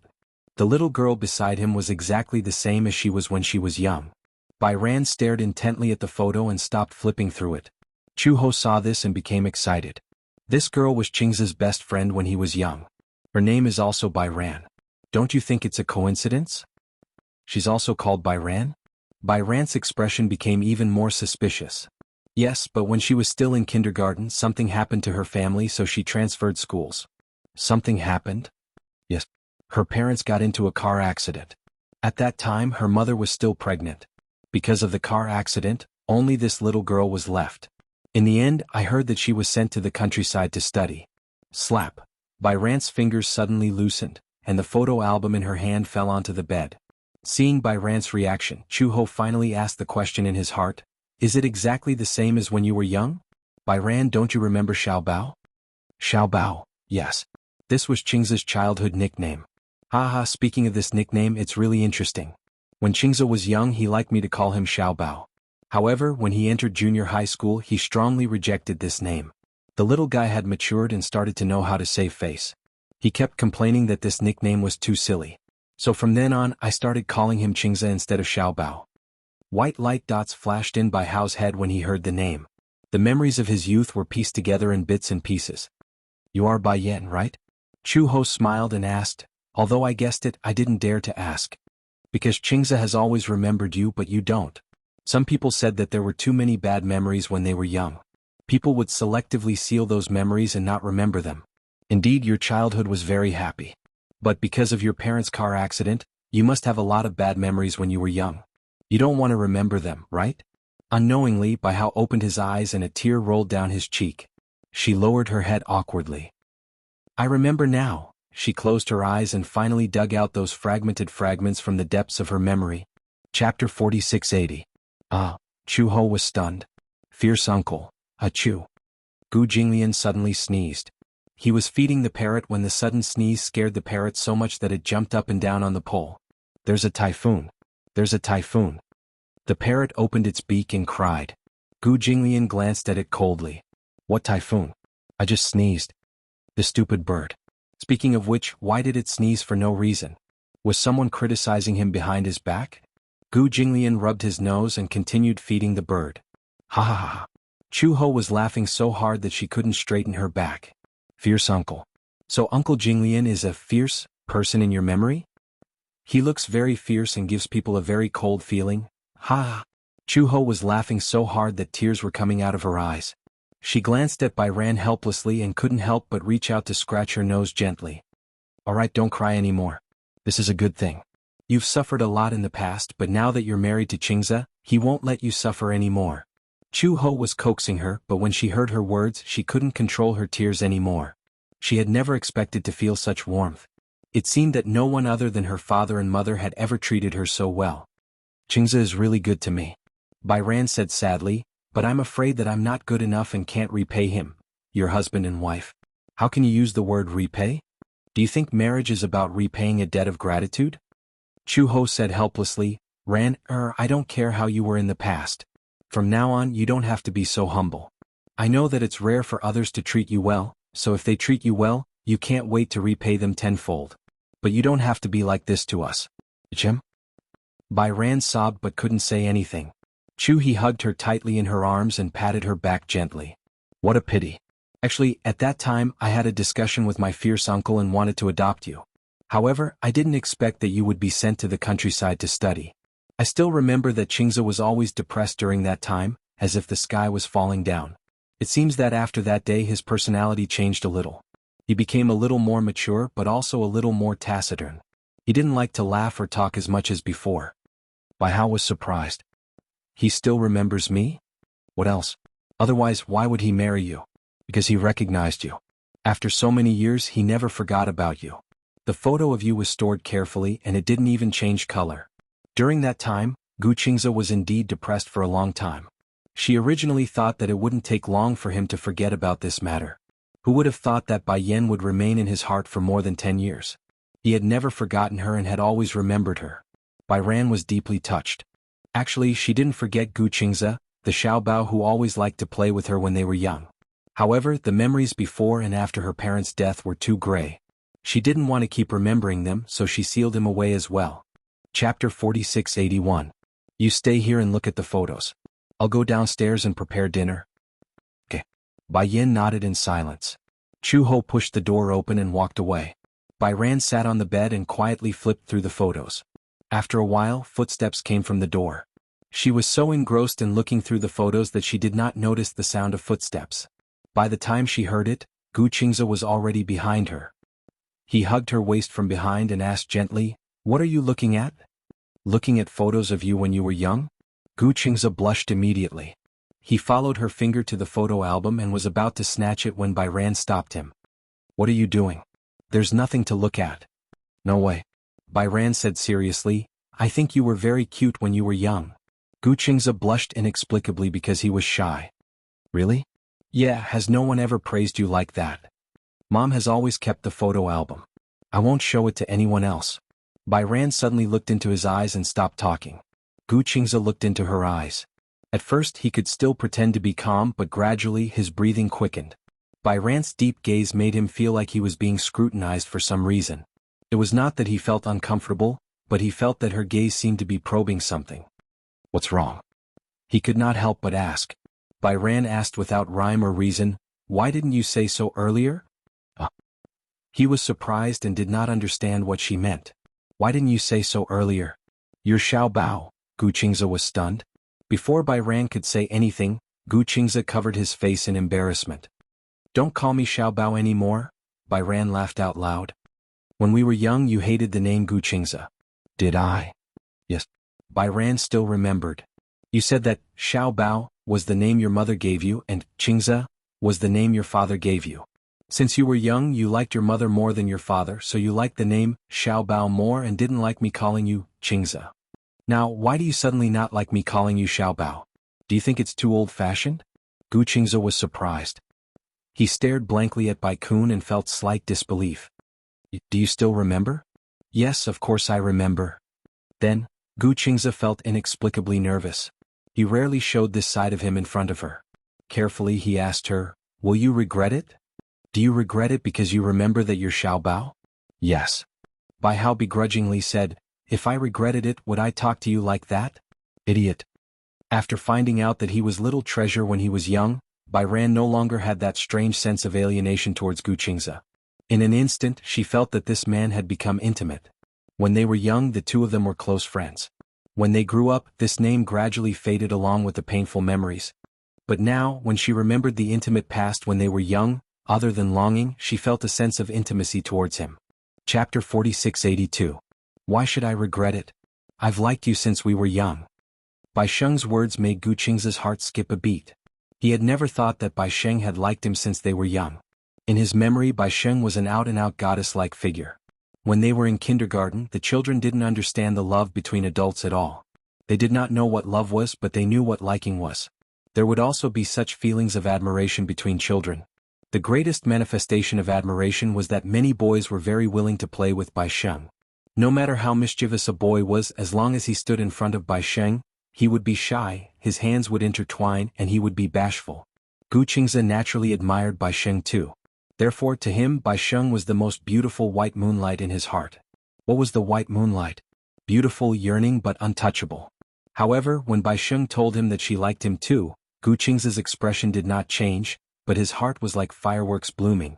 Bai Sheng looked at him like this, especially when she saw his slightly flushed handsome face.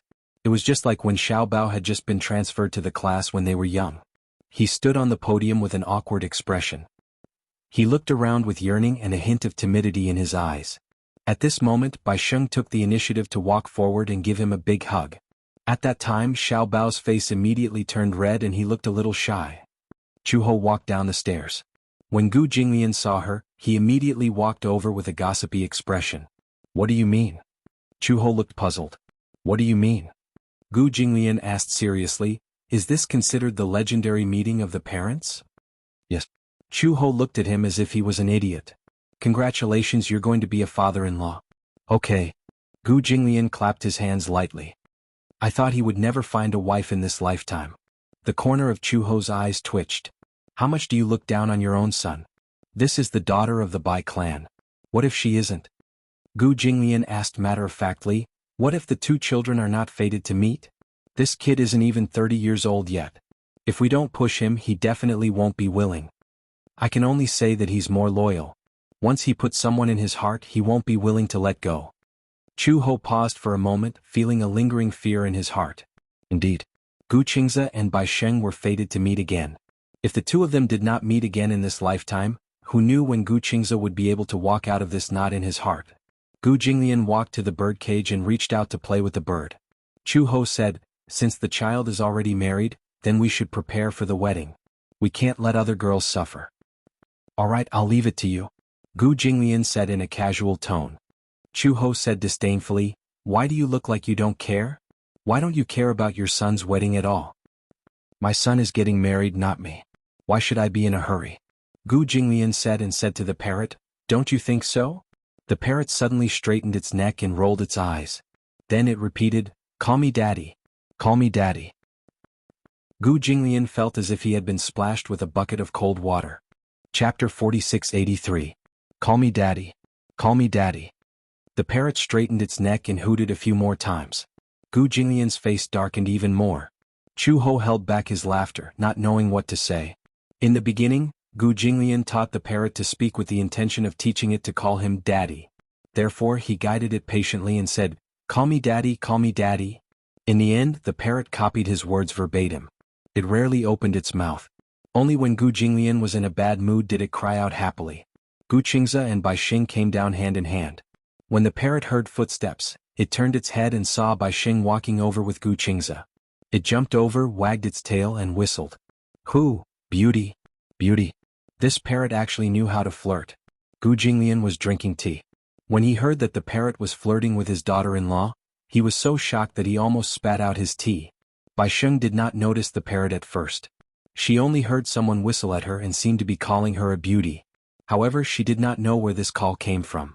Seeing that Bai Xing was ignoring it, the parrot clicked its tongue a few more times. Gu Qingze also heard the sound of this lousy parrot.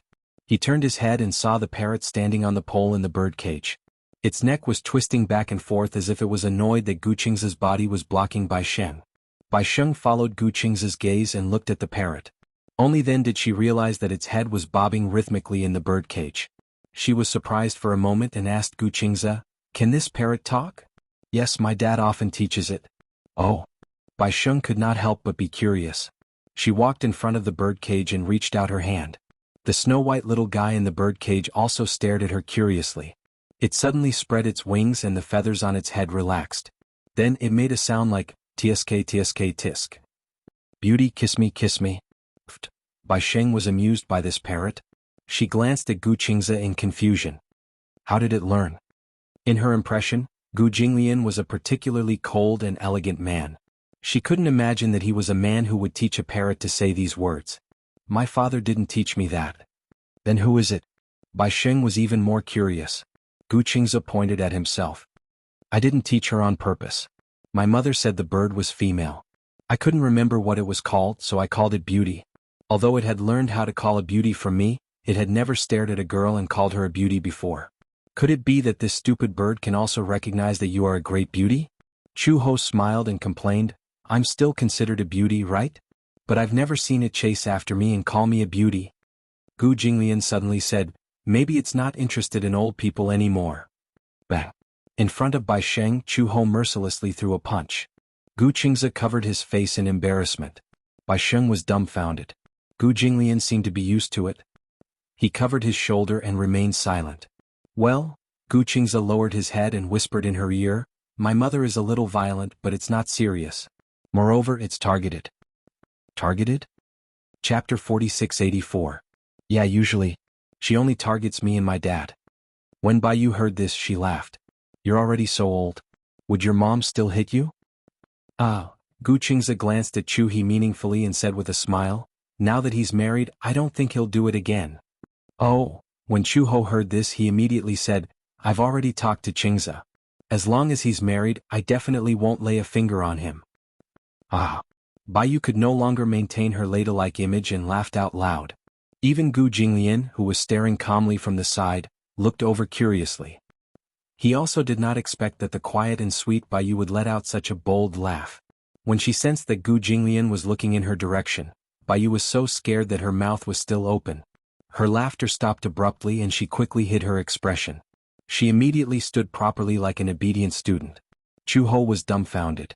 It was said that since ancient times, mother-in-law and daughter-in-law were the most incompatible. Why was Bai Yu afraid of Gu Jinglian more than she was of her?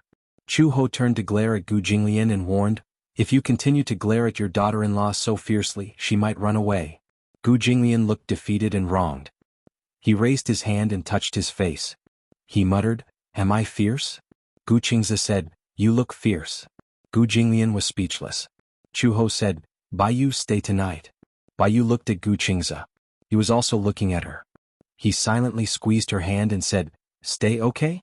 My mom is happier to see you than she is to see me. Bai Yu was extremely touched.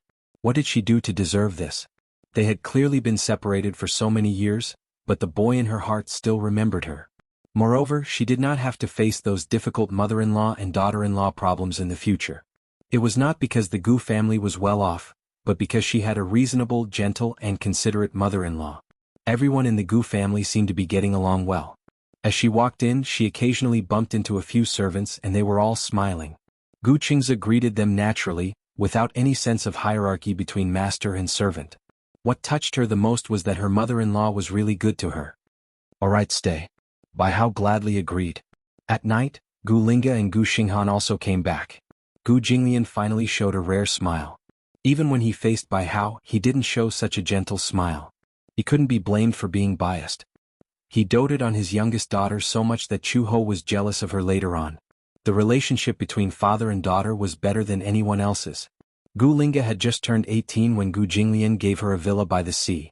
To everyone in the Gu family, the assets of their father's generation did not belong to them. Gu Jinglian would do an asset notarization every year to consolidate his assets. In the eyes of outsiders, he was a little heartless when it came to educating his children. If they wanted a villa or a luxury car, they could fight for it themselves. Therefore, Gu Qingze knew how to earn his own living after graduating from school. Moreover, he did not rely on the Gu family for anything. Gu Linshi was the same. Although he worked for the Gu Corporation after graduation, the Gu Corporation did not belong to any of them. Only Gu Linga. Whatever he wanted, he had it all. Chapter 4685. Gu Jinglian did not deny the fact that he was a slave to his daughter. In his own words, he was only happy for 2 days when he had a son, the day he was born and the day he got married. When he had a daughter, he was happy from birth until the day he got married. When the father handed his daughter over to another man, he was no longer happy. He felt that he had to set an example for his future son-in-law. In the future, his son-in-law would dote on his daughter the way he doted on his wife. Gu Linga's nickname was Qianqian. The moment she returned, the servant came to inform them. In the end, Gu Jinglian stood up excitedly and walked towards the door. He could not wait a moment longer. Chu Ho's lips twitched for a while. He looked at Bai Yu and said helplessly, "Your father is like this. He dotes on Qianqian the most. When he sees Qianqian return, he looks like he has lost his soul." She seemed to feel a little guilty. She felt that Gu Jinglian did not treat her as well as his biological daughter. After all, it was her first time visiting the Gu family. "Your father." This title made Bai Yu daze for a few seconds. For a moment she could not get used to it. When Bai Yu heard this, she heard the apology in Chu Ho's words. She smiled and said, "A daughter is a father's little jacket. If I have a daughter in the future, I'm worried that she will fight with me for favor." Gu Qingze could not help but joke. "I used to joke that a daughter was a father's lover in his previous life. I didn't believe it in the past, but I think I have to believe it now." Gu Linga returned with Gu Xinghan. The two of them bickered all the way through the door. When they saw Gu Jinglian, Gu Linga walked over and threw herself into his arms. She hugged his shoulders and tiptoed to kiss Gu Jinglian's cheek. She smiled and wrapped her arms around his arm. "Father. Why are you back so late?" Gu Jinglian's tone was obviously reproachful.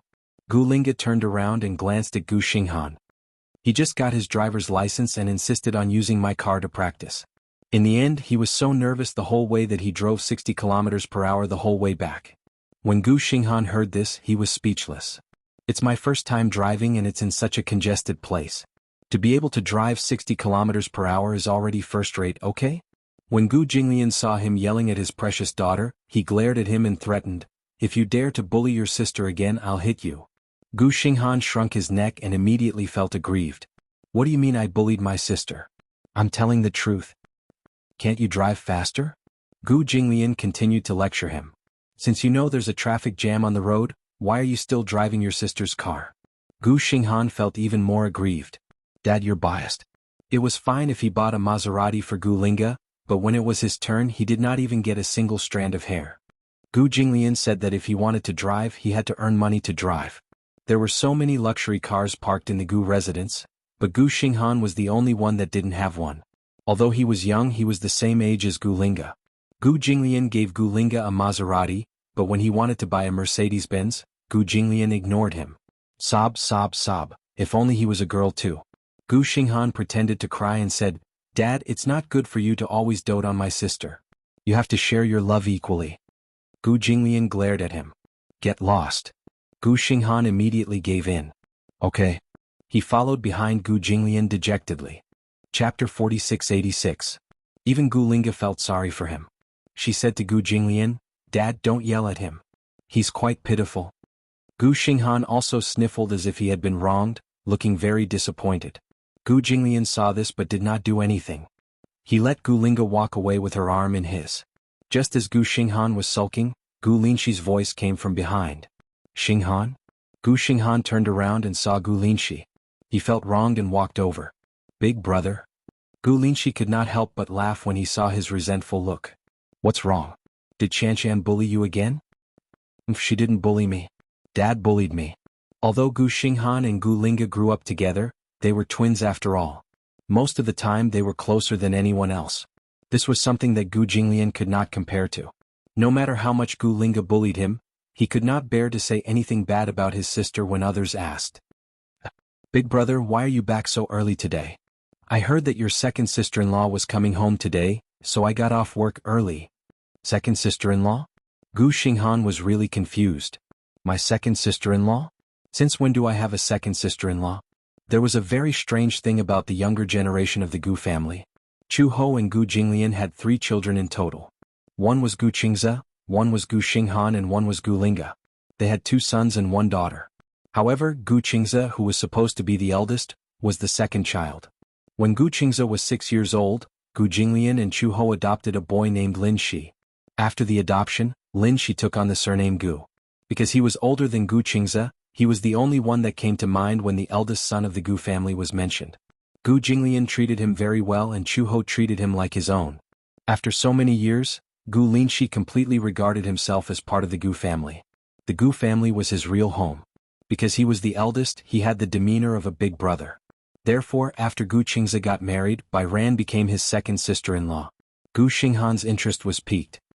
Second sister-in-law, when did this happen? How could I not know? You'll have to ask your second brother.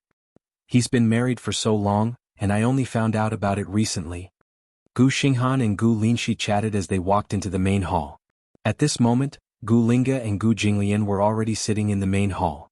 The little girl did not know her limits at all. She stared at Bai Ran the entire time as if she was looking at a new continent. Bai Yu was almost embarrassed by her stare. When Gu Qingze saw this, he could not help but glare at Gu Linga. Why do you keep staring at him? It was only then that Gu Linga regained her senses, but her mouth was still full of sweetness. This is the first time I've seen such a beautiful lady. Bai Ran's face turned even redder. After all, it was his wife who was being praised. Moreover, although Gu Linga had a sweet tongue, she was very arrogant and never lied. At most, she would exaggerate a little, but she could get to the bottom of people's hearts. In her heart, she really thought that Bai Ran was very good-looking. That was why she kept staring at her. When Gu Xinghan saw Bai Ran, he pretended to be calm and walked over. However, he sat opposite Bai Ran. Although he was a little reserved, his actions showed that he cared about his second sister-in-law. Chapter 4687. Gu Qingze said as he looked at Bai Ran. This is your second sister-in-law, Bai Ran. You can call her sister-in-law from now on. Bai Ran bowed politely to Gu Linxi and smiled. However, when her gaze landed on Gu Linxi, her eyelids twitched. This man. That day he appeared with Chu Ho. She was a little dazed and began to wonder about this man's identity. Gu Linxi saw Bai Ran's puzzled gaze and explained with a smile, You must be curious about who I am. This is the second time we've met. Yes. Let me introduce myself. My surname is Gu and my name is Linxi. I'm Gu Qingze's elder brother. You can call me elder brother like him. Elder brother? Bai Ran called out timidly. That was not how he introduced himself the other day. Gu Linxi explained, I heard that Qingze married a wife, but I've only heard her name and never seen her in person. Mom and I were curious so we went over. We don't have any bad intentions. We just wanted to see who my future sister-in-law is to be able to make my brother, who has not been close to women for 20 years, open his eyes. Gu Qingze was speechless.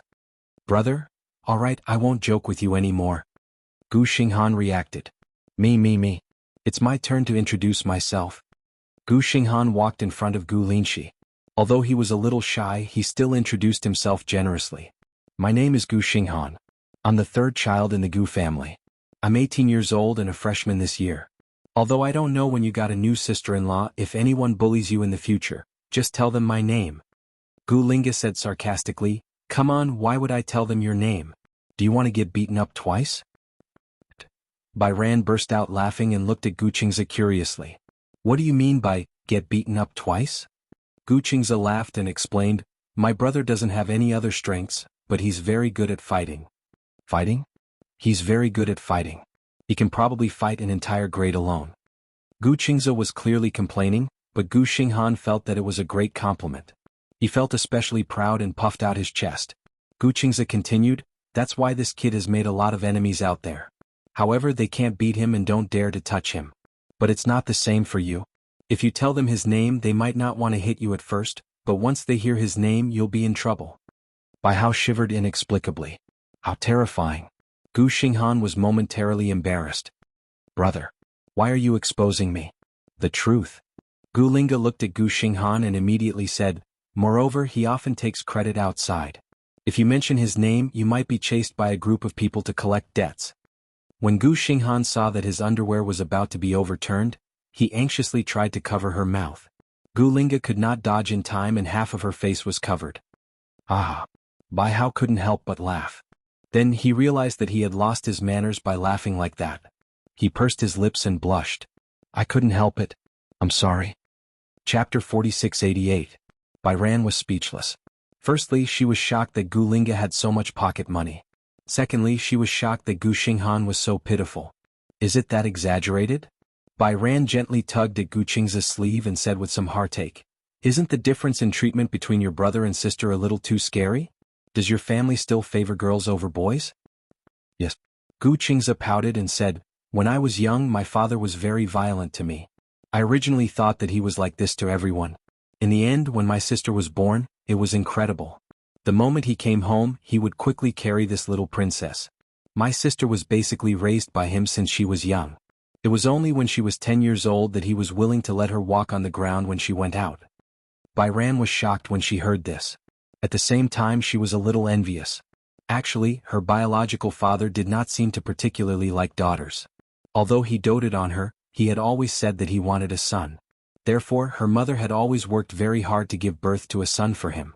However, a car accident brought disaster to this family.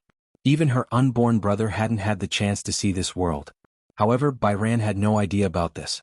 However, growing up in her aunt's house, the love that her cousin received was something that she could not compare to. Therefore, she even thought that the whole world was probably like this, favoring boys over girls. Habit was a very scary thing. She seemed to have gotten used to the rules of survival in her aunt's house. Therefore, she naturally thought that the outside world also favored boys over girls. Therefore, Bai Ran was surprised and envious of Gu Linga, who had been doted on since she was young. Gu Qingze looked at her somewhat disappointed and somewhat fascinated eyes and could not help but feel a little heartache. He could tell that she must be very envious of Gu Linga. Gu Linga saw that Bai Ran was also staring at her, but there was a hint of envy in her eyes. She was confused and did not know what to do. Why do you keep staring at my sister? Gu Qingze patted Bai Ran's head. Why, are you very envious? Of course. Bai Ran sniffed. The eagerness in her eyes could not be hidden even if she tried to hide it. I lost my father when I was very young, so I miss him a little. Her memories of her father seemed to be getting more and more blurry. She tried hard to recall, but it was difficult to dig out any deep impressions. However, she had also imagined many times how she would have lived if her father was still around. Let's not talk about wealth and status, but she would definitely be very happy, right? Gu Qingze squeezed her palm gently like he was squeezing a cat's paw and said, there's nothing to be envious of. My sister is envious of you. You're such a good brother, but now you've been taken away by another woman. When Gu Linga heard this, a look of disdain appeared on her face. Hey, when did I say that? Good brother? She snorted and walked to Gu Linxi's side. Holding his arm, she said, I only acknowledge this good brother. Biased? Gu Qingze said coldly, you only know how to pester Lin Shi. At least Lin Shi has never bullied me. Oh. Chapter 4689. Gu Linga blushed and said awkwardly, you did it willingly. I didn't force you. When Gu Jinglian heard this, he glared at him, but this time he glared at Gu Qingze. How about helping your sister with her homework? Do you have any complaints? Gu Qingze suddenly stopped talking. Gu Jinglian had a lot of authority in the Gu family. Although he was usually more willing to listen to Chu Ho, he was absolutely domineering when it came to doting on Gu Linga. If Gu Qingze went against him, it would not end well for him. Biased. Gu Qingze pouted, feeling wronged. Gu Linga's gaze fell on Bai Ran. She smiled and walked to her side, holding her hand. From now on, I'll call you sister-in-law. Nice to meet you, sister-in-law. Gu Linga had a sweet tongue and was cute and obedient. Her soft greeting made Bai Ran feel flattered. At first, she was worried about the relationship between her sister-in-law and mother-in-law, or whether her relationship with her sister-in-law would not be smooth.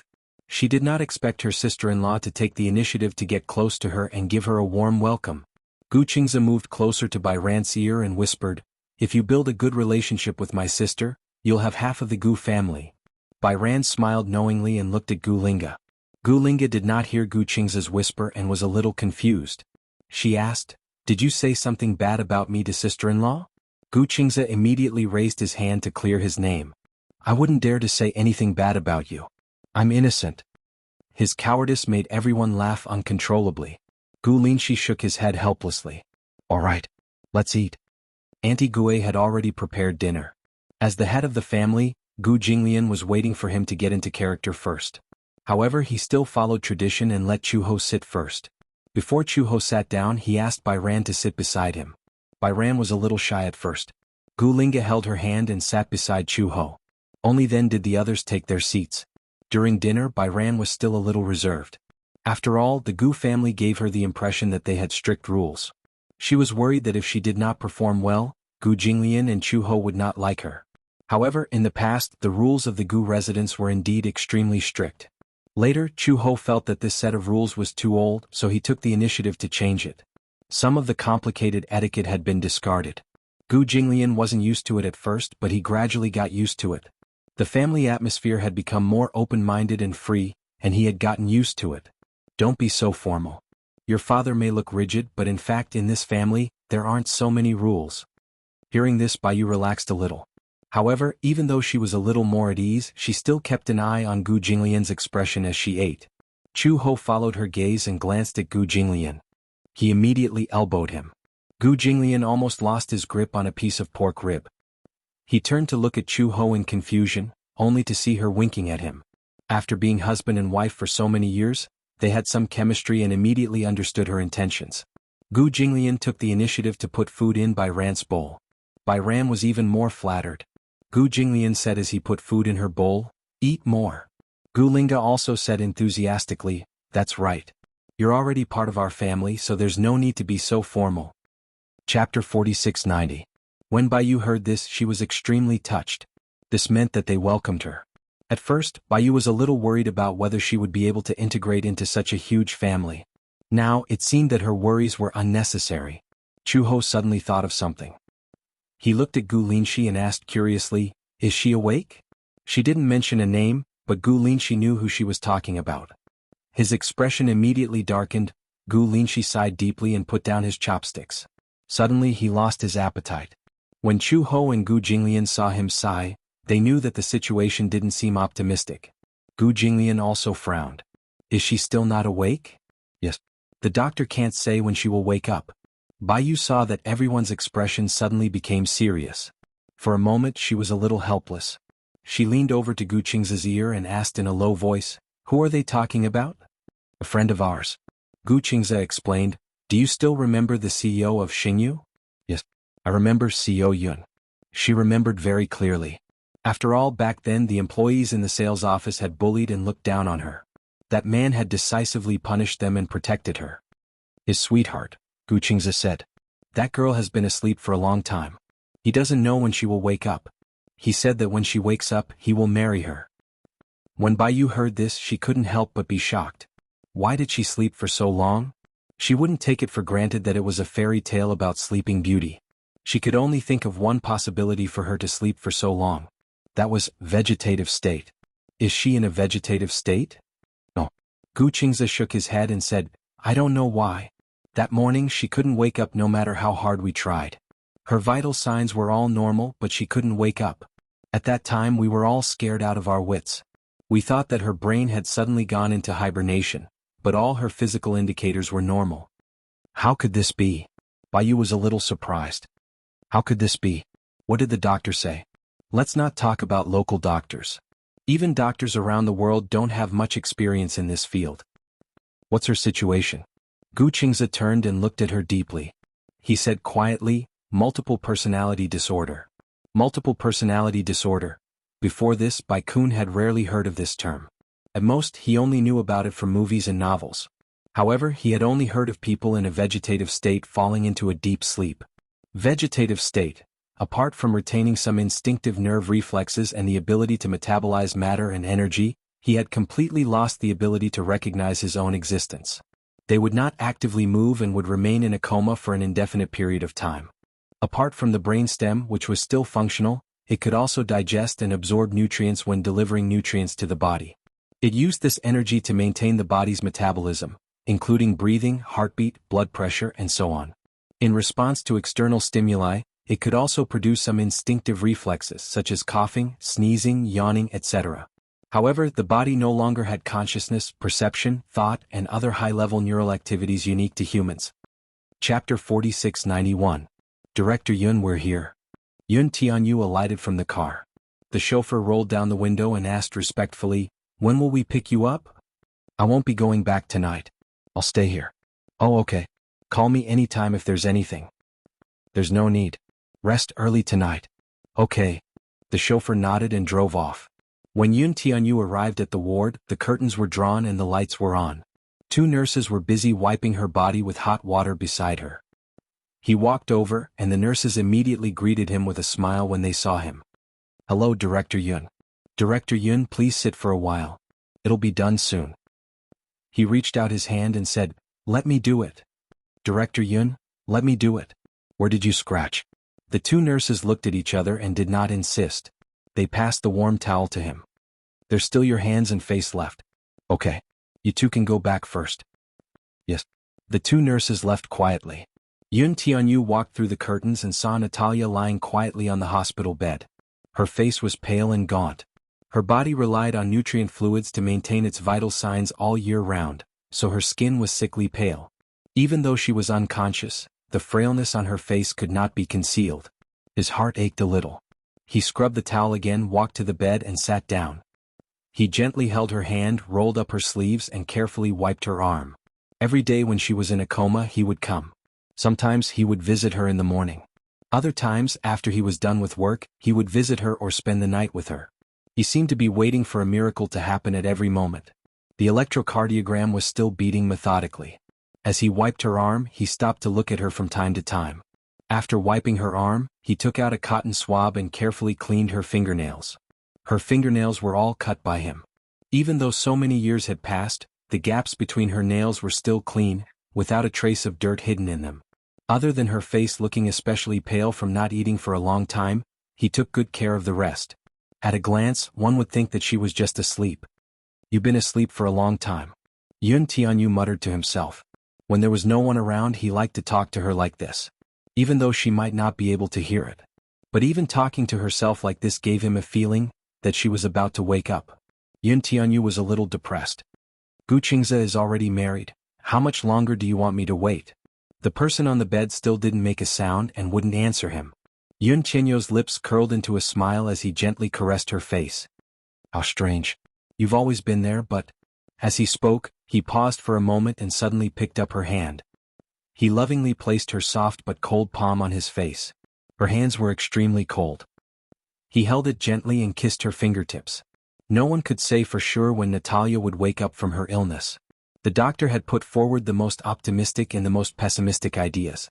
The most optimistic thing was that she might wake up anytime, anywhere, even if it was just a blink of an eye. However, the pessimistic thing was, she might never wake up again. Chapter 4692. Sleep forever until the organs fail and finally truly die. Even so, he would not give up. Even if she were to sleep forever, he would wait for her. Until she woke up. Outside the door, Yun Shishir carried the fresh flowers. Just as she reached the door, she saw someone standing by the bed through the glass window. She could not see who was standing by the bed as the moonlight shone through the window. Yun Shishir could guess who it was though. She lowered her head to look at the fresh flowers in her arms and sighed softly before putting them aside. Natalia loved fresh flowers the most. The flowers in the ward were always fresh. Yun Shishir stood at the door and watched for a while. Her heart ached when she saw him holding her hand and quietly looking at the silhouette of the person on the bed. Natalia had been in a coma for nearly 5 years. No one knew when she would wake up. Without any warning. All of a sudden she could not be woken up. After she was sent to the hospital, they invited experts in the field of multiple personality disorder from all over the world, but no one could determine what was wrong with her. Her condition was different from other parts of her body. If her bones were broken, the problem could be seen through an X-ray. If there was something wrong with her body, the MRI scan could help the doctor understand.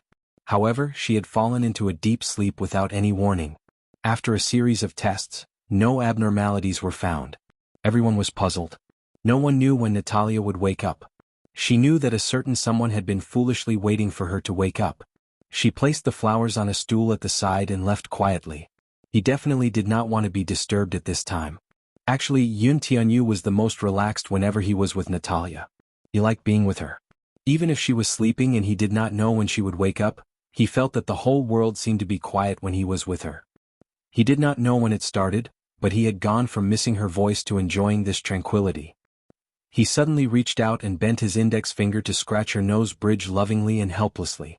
"Little fool, if you don't wake up, I'll be old soon." Natalia closed her eyes but did not speak. Her lips were tightly pressed together.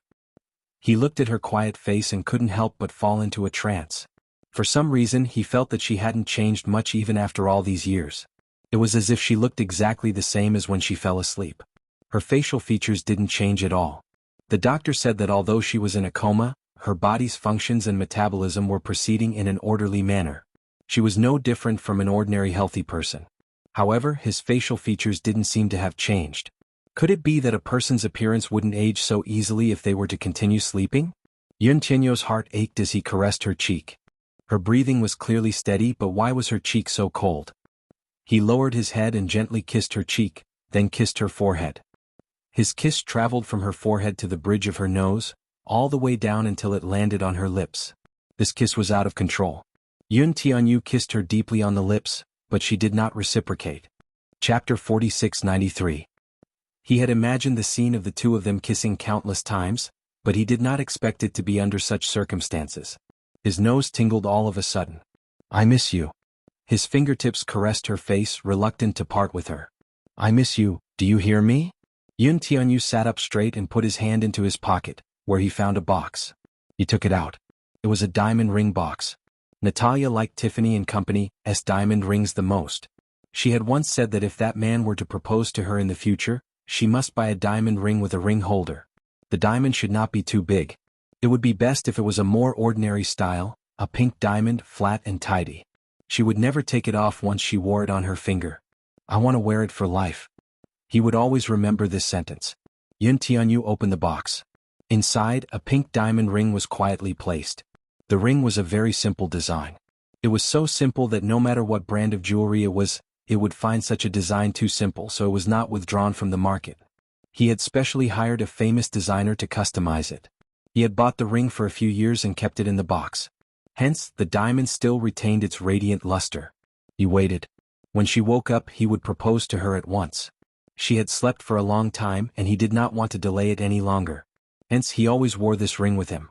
When she woke up, the first thing he would say to her would be, "Marry me." However, after waiting for so long, she still did not wake up. He held the ring in his hand. Under the moonlight, the pink diamond emitted a dazzling light. It was dazzling. Yun Shishir returned home. In the living room, Mu Yaja was playing video games with Yueyao. Time flew by, and in the blink of an eye, Yueyao had grown into a slender and elegant woman. Her looks were needless to say. Be it Mu Yaja or Yun Shishir's genes, she was a beauty. Her height, however, had grown crazily in recent years. It had far exceeded Yun Shishir's expectations. Originally, Yun Shishir thought that with Mu Yaja being 1.88 meters tall, it would be good if Yueyao could grow to 1.65 meters. She did not expect her to grow all the way to 1.72 meters and still have signs of puberty. If she continued growing, she could be considered a playboy. When she returned home, the two of them were playing video games in front of the TV. Yueyao had recently bought a new game disc. It was called Resident Evil. It was a horror game for 2 players. She did not dare to play it alone, but she wanted to clear the game, so she pestered Mu Yaja to accompany her. In the end, this game was too scary. Even someone as strong as Wuxia was so scared that he had nightmares for several nights. When he was young, this guy was high-spirited. However, he did not know if it was because of his age that he was afraid of such horror games. Although he was afraid, he could not admit defeat in front of his daughter. Even though he had a psychological barrier and had nightmares for several days, he still acted as steady as a mountain in front of Yueyao. Dad, play. Play quickly. Wuxia's forehead was full of cold sweat, but his hands were moving swiftly. The buttons on the controller were clicking loudly. Chapter 4694. Dad. I'm about to be bitten to death. It's coming. In the Vanity Fair, a certain man who had always been calm in the face of change showed a hint of panic. On the TV screen, a little loli controlled by Wuxia immediately rushed to Yueyao's side. Then she used a crowbar to beat up the zombie. On the other hand, Yueyao's burly shout was hugging a machine gun and shivering in the corner. Yun Shishir would occasionally watch the father and daughter play this game. In her impression, the character controlled by Yueyao was very powerful. His hands were nimble and his character was set up as a soldier. He was also the only one in the game who could use a gun.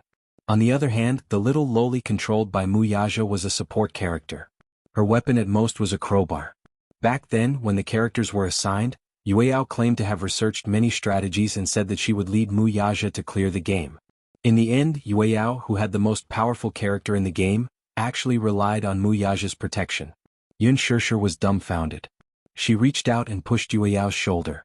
She said resentfully, "Don't you have a gun in your hand? Hit it. Kill it. Wuxia said quietly, "Replenish health. Replenish health." In this game there were a total of 2 characters playing together. One of them replenished health, while the other also enjoyed the effects of replenishing health. Yueyao hurriedly opened her bag and was about to look for a tool to replenish health. However, the zombie suddenly pounced on her. She was so shocked that she dropped the controller. Clack. As the character on the screen was bitten by the zombie, a few blood-red letters gradually appeared. "You are dead." Yueyao was completely dumbfounded. She leaned on Wuxia's side in a daze. In the blink of an eye, she was covered in cold sweat. Wuxia was even more exhausted. He was using a support character to fight zombies, and he also had to protect the burly mercenary uncle controlled by Yueyao at all times. Hard. Good. Tired. However, Wuxia looked at Yueyao with a doting expression. "Let's start again. Daddy will help you clear the stage." Sob. So scary, Yueyao covered his face. "I heard that this level is the scariest part of the game. I don't dare to play it anymore." Wuxia suggested, "Why don't you use the little loli and I'll use the mercenary?" No. Yueyao was very determined. "I can't even protect myself when I'm playing as a mercenary. I'll die even faster when I'm playing as a loli. In this game, once a character died, the game would be over." Wuxia assured her, "Don't worry, I'll protect you." Yueyao was skeptical. "Really? And you don't believe Daddy?" "I do." The 2 of them tacitly exchanged controllers. Obviously, they were immersed in the exciting plot of the game. Although it was a little scary, they were still having a lot of fun. Yun Shishir sat on the sofa quietly and watched the 2 of them play. On the surface, her eyes were fixed on the TV, but her mind was filled with Yu's disappointed expression and Natalia's unconscious appearance on the hospital bed. Her heart ached. The 2 children. No matter who it was, they would feel sorry for them. After an unknown amount of time, this section of the game was finally cleared. Yueyao jumped onto the sofa excitedly and jumped around. Wuxia chided, "Be careful not to fall." His doting feelings were obvious. Chapter 4695. "Mommy, what are you thinking about?" Wuxia noticed her hesitation and asked, "Didn't you go to the hospital just now? Has Nana woken up?" "Not yet." Yun Shishir shook her head in disappointment. "I don't know when she'll wake up." Wuxia's expression darkened as he placed the controller on the table. Yueyao looked at Yun Shishir and then at Wuxia. She looked a little lonely. She asked quietly, "Is brother still accompanying her in the hospital?" "Yeah. He probably won't come back tonight." "It's good to let him guard her.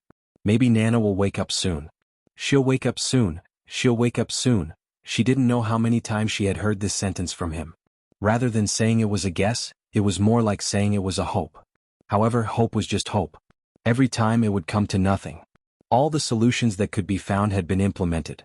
They had gathered experts from all over the world and all of them felt that Natalia's situation was tricky. Many people asserted that Natalia might never wake up and advised them to give up. Only a family like the Mu family would be able to raise Natalia without breaking a sweat. If it were a normal family, perhaps they would have just dealt with it as euthanasia. Just as Yun Shirshir was worrying, Mu Yaja comforted her. You don't have to worry too much. Everything is up to you. Life is full of disasters. We have also gone through many disasters to get to where we are now. Maybe this is Nana's disaster. She has to deal with it herself and get through it. We have already done everything we can. Yun Shirshir nodded and said, I know. I also comfort myself like that. But seeing her lying on the bed and getting thinner and thinner, I just don't feel good. Mu Yaja frowned slightly. Actually, there are too many things in this world that we can't understand. Even with the advancement of science, there are still many diseases that we can't treat. Yeah. Yueyao asked, Mommy, did you remember to send the flowers? I won't forget. Yun Shirshir curls her lips into a smile. It's hard for someone as careless as Yueyao to remember the flowers. The flowers in the ward were always fresh. But no matter how fresh it was and no matter how carefully he took care of it, it could not compare to the changes of the 4 seasons. Therefore, the flowers in the ward were always replaced, but they always had to ensure that there was always a fresh bouquet placed on the windowsill, symbolizing vitality. Yun Shirshir patted Yueyao's head. Go to bed early. I still want to play with Daddy. Yueyao pouted and said, I haven't cleared it yet. Don't you have classes tomorrow? Ugh. Yueyao then tactfully stood up. At that time, Yueyao was already a university student. Although he was no longer nervous about his studies, it was most important to maintain a good work and rest schedule. Back then, Yun Shirshir considered sending Yueyao to study abroad. However, although Mu Yaja didn't say it on the surface, he actually couldn't bear to do it. But he was too embarrassed to say it directly. Therefore, he found excuses to interfere. For example, the security overseas was not good. What a discrimination. There were always terrorist attacks. He found many alarmist incidents and deliberately told them to Yun Shirshir. Of course, Yun Shirshir could see his intentions. She simply pretended to be confused and tacitly agreed that Yueyao should stay in the country to study. Chapter 4696. Previously, he had sent Yueyao abroad not because he thought that the quality of education abroad was good, but because he wanted her to be more independent and see the wider world. However, Mu Yaja was unwilling. When Yun Shirshir insisted on sending Yueyao abroad, he had even considered transferring his main business overseas. Yun Shirshir did not expect Mu Yaja to have such deep feelings for his daughter. All along, she had thought that Yueyao was too dependent on Mu Yaja. However, she later realized that the person she really relied on was Mu Yaja. He relied on his daughter too much. Since they were young, he had doted on Yueyao very much. He held her in his hands and was afraid that she would fall or melt in his mouth. The Gu Jinglian of the Gu family and the Mu Yaja of the Mu family seemed to be competing. They were like two slaves to their daughters. Mu Yaja was better. Although he doted on his daughter, he still had his principles. Gu Jinglian doted on his daughter unconditionally. He had almost no bottom line for his daughter. Fortunately, Chu Ho did not spoil his daughter. Gu Jinglian played the good cop, while Chu Ho played the bad cop. Otherwise, Gu Linga would be lawless. She urged Yueyao to go to sleep. When Yueyao entered the room, the smile on Yun Shirshir's face slowly disappeared. Mu Yaja saw her worried face and leaned over. He put his arm around her shoulder and said with a little heartache, What are you thinking about? The two of them had been married for many years. However, they were still very much in love. Although Mu Yaja was a slave to his daughter and doted on her like crazy in private, he was clear about his priorities. He knew that she was the one who would accompany him for life. Therefore, he doted on her very much. Whenever she was unhappy, he would accompany her well. I'm thinking about why Nana hasn't woken up yet. This matter? Did you meet the doctor when you went over today? No, it was already very late when I got there. Mu Yaja asked again, Has you been accompanying her all this time? Yes. Oh. Mu Yaja patted her head gently and said, Don't always worry about this and that. It feels like you have endless things to worry about every day. I'm really worried. Yun Shirshir said with some grievance, When I see Nana and you like that, my heart aches. As I said before, everyone's life will definitely not be smooth sailing. It's because happy days are never easily obtainable that they are so precious. We've been through a lot before we learned to cherish each other, Although Mu Yaja's words made sense, she just couldn't calm down. People will always have the idea of joint responsibility. You'll always take responsibility for the misfortune of others onto yourself. What do you mean? For example, your friend might have gotten into a car accident and is facing amputation. Therefore you will sometimes feel guilty. Your friend is suffering and you can't feel at ease about your happiness and joy. Another example is that Nana hasn't woken up yet.